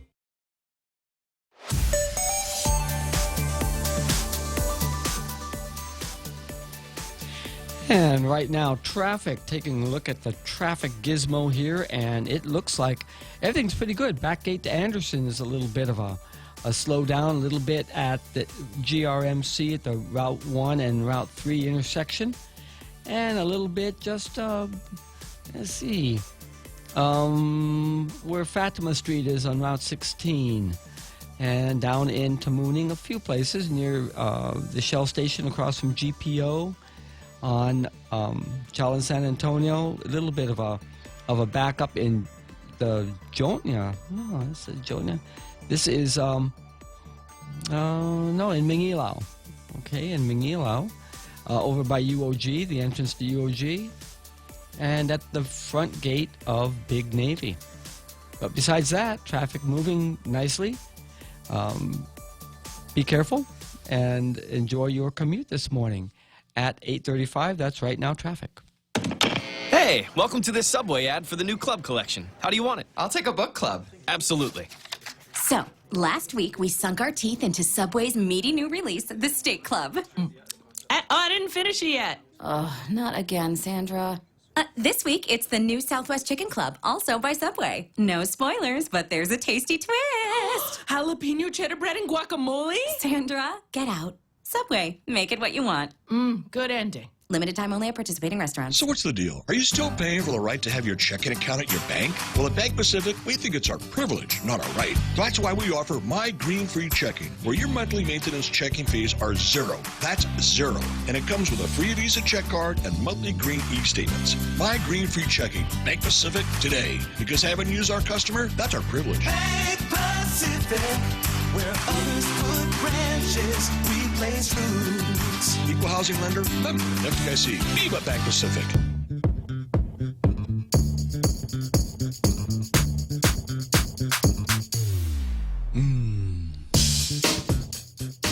Yeah, I can sing too. Especially when I've got a good set of headphones on and a microphone. I don't know if I ever want to hear you make that noise on the radio again, Dale. Hey, you know, it was the note. It's just the sound. You are invited to join the Republican Party of Guam for a watch party as President Donald J. Trump announces his bid for re-election live for President of the United States of America today at 9:30 this morning at Java Junction down at the J&G Commercial Plaza in Hagåtña. It's Java Junction. Just walk in and enjoy the watch party. I understand there's going to be a video link so that they know that Republicans here on Guam who are enthusiastic for the re-election of our president will be seen and heard. And so you are invited to the watch party. And so that's down at Java Junction at 9:30 this morning. Yeah. Got some action here in the studio. We've got all kinds of good stuff we've been talking about this morning, and we've got some really interesting opinions, editorials in the Guam Daily Post and the Pacific Daily News today on the same subject, and that has to do with the collection of taxes for retail purchases. The Guam Daily Post taking the position asking senators not to impose a tax on online purchases, and the Pacific Daily News reminding us that instead of going through this all the machinations to try to collect taxes through United States Postal Service, just institute a sales tax so that the companies that are retailing to our residents here on Guam will collect the tax and remit to the Department of Revenue and Taxation as a sales tax, as cleared by the Supreme Court. So, hey, you know, it's a great solution and moves us all forward. We've got John on line 1. Thank you very much, John, for calling us this morning. What's on your mind? Good morning, Daryl. Yeah. No, I just wanted to ask a quick question in reference to the Post article regarding the GVB upcoming 2 trips, the 94K estimated. Yes. One was going to Japan with a contingency of 14 people. Oh, yeah, to introduce introduce our leaders to the powers that be up there, and you know, those that we do business with. GVB does business with on a regular basis. That's right. One trip, and then the other one is out to D.C. To support our delegate as he is promoting Guam on the occasion of the 75th anniversary of our liberation. Right. Okay. Right. So my point is this. I'm sure, and I'm very much positive that the governor and everybody that earmarked to attend this trip to Japan, and I'm focused on Japan because I'm just kind of disturbed at the amount of money when about 8 months ago, GovGuam was on a financial cliff, and we weren't able to pay X amount of dollars to any bills or any issues that are important to us. But yet, here we are in June, and we're looking at earmarking approximately $54,000 for a contingency of 14 people to go and meet and greet and do absolutely, in my opinion, something they can do via VTC. I'd like the conversation to be with having to earmark maybe half of that amount of that trip, or maybe even the whole 40,000 to go back to refurbishing like Gefpago. And my point about Gefpago is that is one of our tourist sites people stop at, right? Yes. So have you been down there lately? It is in disrepair. It needs to be refurbished to be inviting. Well, anytime you have thatch, it has to be refreshed. Well, no. I'm not talking about the thatch. I'm talking about the actual building where it says gift store. Mm-hmm. The entire roof is covered with a tarp and bricks. Oh. So my point is to GVB and the director and the governor and this administration and our lawmakers, we're sending people on these, what I call junkets. Everybody calls it junket if it's just out to meet and greet. We should focus and take that money, and even though they're a nonprofit, that would be Gefpago, that money can still be earmarked from GovGuam to help refurbish a tourist site. If all we have is tourism in the military to bring money and jobs in, we should at least take a look at our assets here. And whatever needs fixing should be fixed if we have money to spend on trips. And I get it's a new administration, but trust me, I believe the governor can call their point of contact in Japan and have a nice conversation on VTC, on Skype, and any other new technology where they can talk and sit and not spend $1 on per diem, travel, and anything else that will require money coming out of our taxpayer dollars to fund 14 people to go to Japan. You're absolutely right. What we're selling, what GVB is selling. If we are trying to increase the tourism on this island, please go to Gefpago and earmark money directly from GovGuam's budget to refurbishing that. And make it worthwhile. Make it worthwhile for the bus to stop, for tourists to stop and go. Because I'm sure they're looking at a pamphlet going, look, this isn't the same. Is this the same building? Because I'm telling you, Daryl, there's a tarp on the roof of Gefpago's gift store. And there's bricks holding that down. That whole waterfront, the whole waterfront area is public land, and the nonprofit occupies it for the enhancement of tourism and cultural exposition. And if the Guam Visitors Bureau cannot see they've specifically assigned the contract for the cleaning of restrooms for the pool, the saltwater pool there in Iran. Right. But they didn't consider the picture perfect destination that we want to be. And that's Gefpago is going to be noticed by people who are driving down to the south for any of the other attractions. And you are absolutely right. There is no reason to have to pay that money, the $54,000 to do introductions. Because I don't think it's necessary, and you can do it via VTC. Yes, and they're gonna travel anyway. Again, for some trade event, some major event, and they can do the introductions online and smile and spend some good time, quality time, and then smile and laugh and say, "We will see you in October," or whatever it is at the substantive travel. Yeah. Right. And I just challenge, because this is, and I'll let you go. I called K57 and I told them the exact same thing. And I'm asking you if you all can lean forward and get a hold of GVB. I left a message with the director's office this morning because I really think this is waste of our tax dollars if that's all they're going to do is introduction. I'm sure the governor's been to Japan, and I'm sure that they know who she is.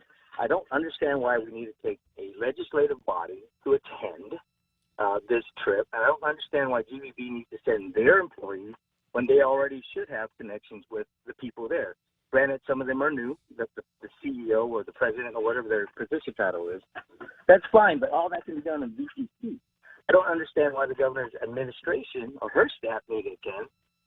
I don't get it. I mean, if we're trying to promote the island, let's fix what's here so it's inviting and the tourists will stop and spend money and want to learn about making sea salt or making sea salt and weaving thatch roofs or hats or any type of. But right now, when you drive by it, I live in Enron. I sat in front of it and I was talking to K57 and I said, my goodness, why would I stop here to want to learn about anything if it doesn't even look inviting? Mm-hmm. So that's my spiel this morning. I thank you for taking my call. Well, I appreciate you bringing it up. I love going down there to the south, and I would have seen that, except I really am sort of tethered to my dad's house in Jigo these past couple of years, and I can't really take him out and drive around easily. But I know that there are many, many, many tourists, especially now that more are renting cars, and they are traveling around the southern side of the island, enjoying what we enjoy on a daily basis. They've come here, they spent good money to come here to enjoy what we have. And you pull into Gift Pago, and all you see are folding chairs, empty tables, a gift store with the roof that's falling apart. Why would I stop? I mean, it looks like it's run down. And unfortunately, there are people, our Manunku down there volunteering to work down there, support, or a few of them probably are getting paid through the grants because it's a nonprofit. But, man, we should really get our listeners, get K7, get the point listeners to chime in and call the director's office and say, come on, guys. I would like to see that money spent wisely and sending a team of 14 people to say, hi, I'm the new governor, da-da-da, or hi, I'm the new director. That's fine. You can do that. Still do that, but do that via Skype. Save some money. Save some airline fees. Save my tax dollar. You're absolutely right. Actually, to me, I found it interesting that they would announce this at the very same time that they had put out the publicity on having granted a contract for 90 days for $101,000 to take care of that list of restrooms that we've needed to have addressed forever. 15 of them.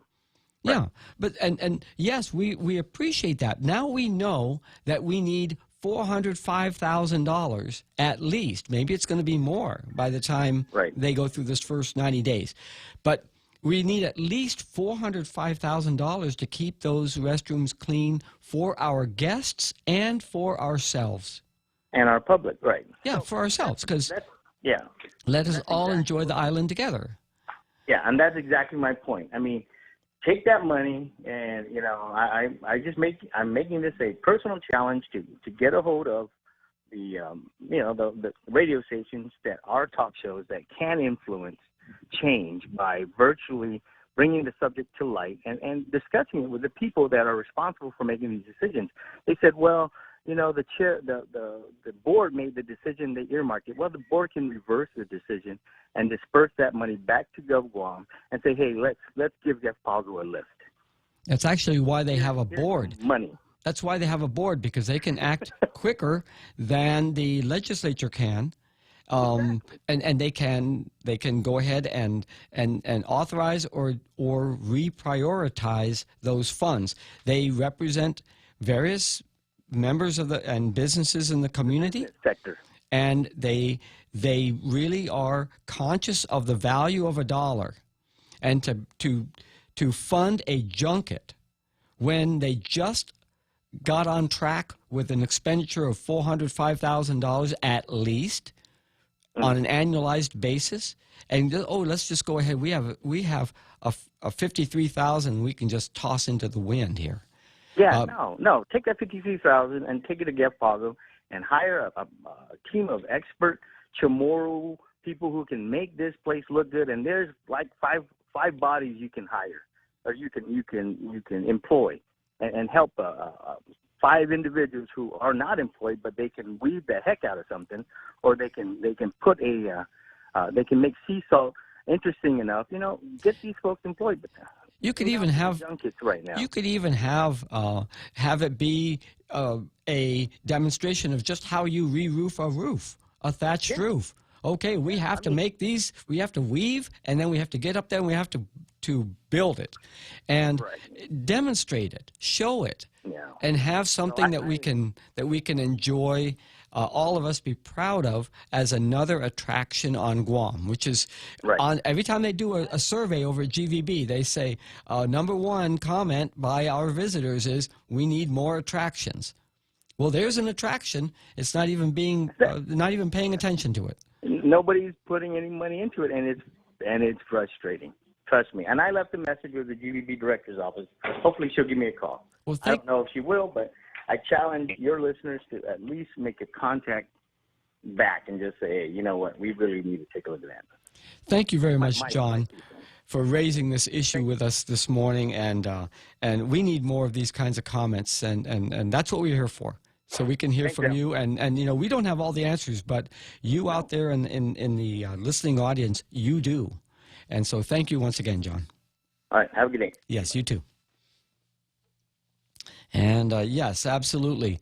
Can GVB, the board of GVB, do a better job of safeguarding and allocating the tax monies that are collected from the hotel occupancy taxes to improve the quality of this destination?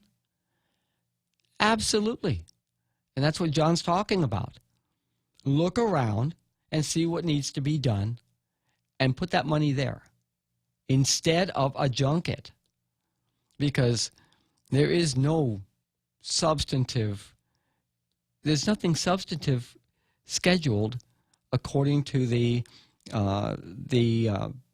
decision, the public decision that was made to spend $53,000 or $54,000 and a delegation of 13, 14 people to Japan, so that they can introduce the new lineup, which is pretty much people that they already know, just new in these positions. And so we already have response on Facebook Live to that call, and it's true. We know it. Our listeners and Facebook Live crowd know it. It's there. Now, does the GVB board know it? Is the real question. We were hoping to talk with Paul Tapao about municipal police, but he's kind of busy right now, and I know they're getting ready to open up the new Central Precinct tomorrow at 11 o'clock, and I'll be there representing Ray Gibson, and I'll be there, and I'll be able to talk about it on Friday morning when I come in. I did pull out what was the chief of police talking about? 504 police needed for under the municipal policing concept, and that was added by Public Law 24-241 back in August of 1998. The Division of Municipal Police. So this actually was a law. I'm going to go back and take a look at who. I was looking at the website, but I couldn't go back and take a look at some old session laws. For some reason, the archives were not available to me when I was trying to go on last night and this morning down at the legislature. So I'm going to find out who backed this. How many people voted for it? And it's there. It's Title 10, Guam Code Annotated, Chapter 77, which is the Guam Police Department, Article 3, Municipal Police. And it has a formula and it talks about Kobans and how many officers per shift would be present and patrolling. And then the numbers flow out from there. And then we would have the same other divisions, right? Traffic, investigative, administrative, crime lab, all this as we do now. But what the chief was talking about, that I understand, by looking at this law, he was talking about the municipal policing concept and staffing it fully. Now, I'm going to start playing with some of the numbers and see if I can flesh it out. But I was hoping that Paul Tapau would be able to be the one to flesh it out. If you have your copy of Guam Daily Post, there's on page 16, there's a somewhat dense but dense substantive article which appeared in the Washington Post and was reprinted in today's Guam Daily Post, and it's entitled, "Trump Could Revolutionize the Private Health Insurance Market." And what he's talking about here, Avik Roy, in his article, he's talking about a proposal that has been finalized with a new rule last week that allows employers to fund health reimbursement arrangements. And what this basically is converting employer-based health coverage from being a defined benefit to become a defined contribution. Now, this is very similar to what we're talking about with the GovGuam retirement fund, going from defined benefit to defined contribution some years ago in order to save money.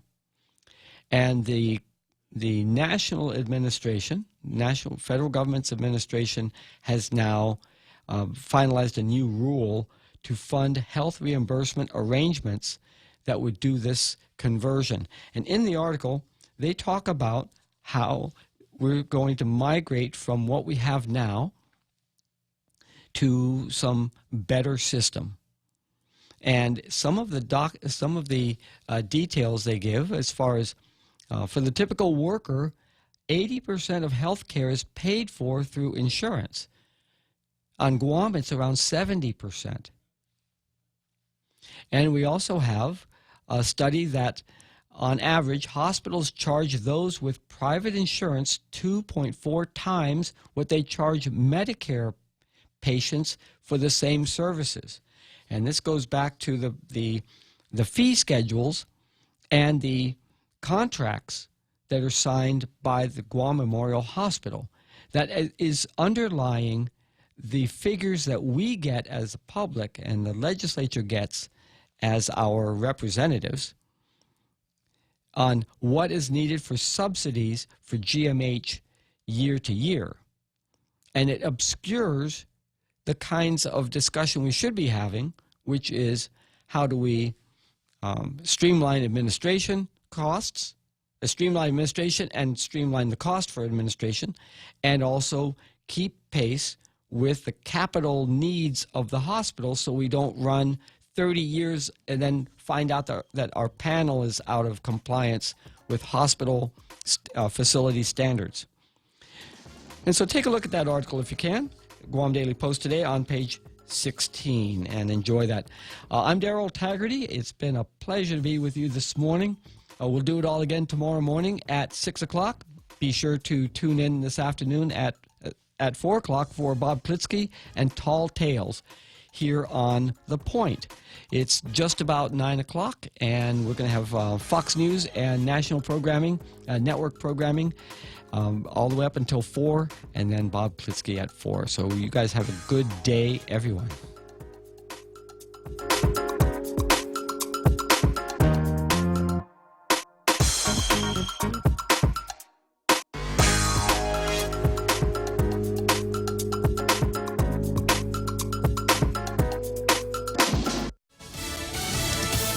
official kickoff. I'm Lisa Lacera, Fox News. President Trump about to kick his re-election campaign into high gear with a rally in Orlando, Florida. This arena is quite filled with people in red caps with the president's signature slogan embroidered across the top.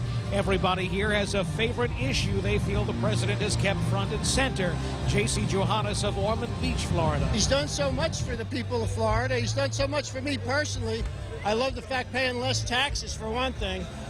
It's a beautiful thing. Florida is politically important. It is a swing state with a lot of electoral votes that in 2018 saw statewide races tightly contested. Fox's Evan Brown in Orlando. Before leaving for Orlando, the president talked about Patrick Shanahan. The acting defense secretary has resigned and is withdrawn from contention for the permanent job. And I want to thank him for his service. He is a terrific person, and it's a difficult time for Pat, but he's going to take a little time off for family service and for working things out. Shanahan stepped aside amid allegations of domestic abuse involving his ex-wife. Senate Democratic leader Chuck Schumer wonders why the allegations weren't found earlier. The vetting should be top-notch.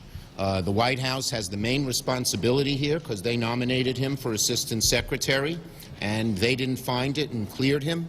But vetting should always be top-notch. Army Secretary Mark Esper will serve as the next acting defense secretary. Pacific Gas and Electric, the California utility company blamed for igniting several wildfires caused by downed power lines that killed dozens and destroyed thousands of homes, has agreed to pay $1 billion in damages to local governments. More than half the settlement related to last year's fire in Northern California that killed 85 people and destroyed more than 13,000 homes. This is Fox News. It's important to have claims process that works for you. At Guahan Insurance Services, we make things simple and convenient. Same door you walk in to purchase your insurance is the same door you open to file your claim. We can't pretend that the car insurance claims process is fun, but we can promise a hassle-free and speedy recovery without any runarounds. For your home, auto, and business insurance, visit us at the Camacho Landmark Center on Marine Corps Drive in Tamuning. Don't forget to like us on Facebook or give us a call at 475-1162 or text 929-SAVE. That's 929-7283. When it comes to power and performance, nothing compares to Dodge. And right now at Cars Plus in Mighty, you can save thousands on many Dodge vehicles in stock during our Dodge Performance Days. Like a new 2019 Grand Caravan SE, save $4,250, or save $6,150 on a new Durango SXT. Looking for more power? Take home a new Charger SXT Plus today for only $37,689, or save over $7,000 on a new Challenger GT. Get more power and performance at Cars Plus in Mighty during Dodge Performance Days. Cars Plus, driven by you. The parent company of some major Europe-based airlines endorsing Boeing's MAX planes with a big order at the Paris Air Show. International Airlines Group says it plans to build its future fleet with the Boeing 737 MAX jet. It has an agreement to purchase 200 of the MAX planes. IAG is parent company of Aer Lingus, British Airways, Iberia, and others. Boeing Commercial Airlines President and CEO Kevin McAllister says, "We are truly honored and humbled by the leadership at IAG for placing their trust and confidence in the 737 MAX and ultimately in the people of Boeing and our deep commitment to quality and safety above all else." Ginny Cosola, Fox News. A social media boss asking for help in dealing with online bullying. Instagram's chief, Adam Mosseri, says he doesn't want people to get depressed on the site, but explains the company can't stop people from saying nasty things. The Facebook-owned platform facing heat for hateful and offensive content being shared. Selena Gomez, the most recent critic, revealing she deleted Instagram from her phone because of online trolls. Mosseri tells the BBC Radio 1's Newsbeat he's disappointed to hear about the singer's experience, but says bullying is broader than just Instagram, calling social media a great amplifier of the good and bad, vowing to try and do more to identify the bad. Kristen Goodwin, Fox News. Jury in Las Vegas due to hear longtime entertainer Wayne Newton and his wife describe encountering two burglars at their home a year ago, including one who attacked their dogs with a crowbar before escaping over a wall. Prosecutor Jory Scarborough told jurors today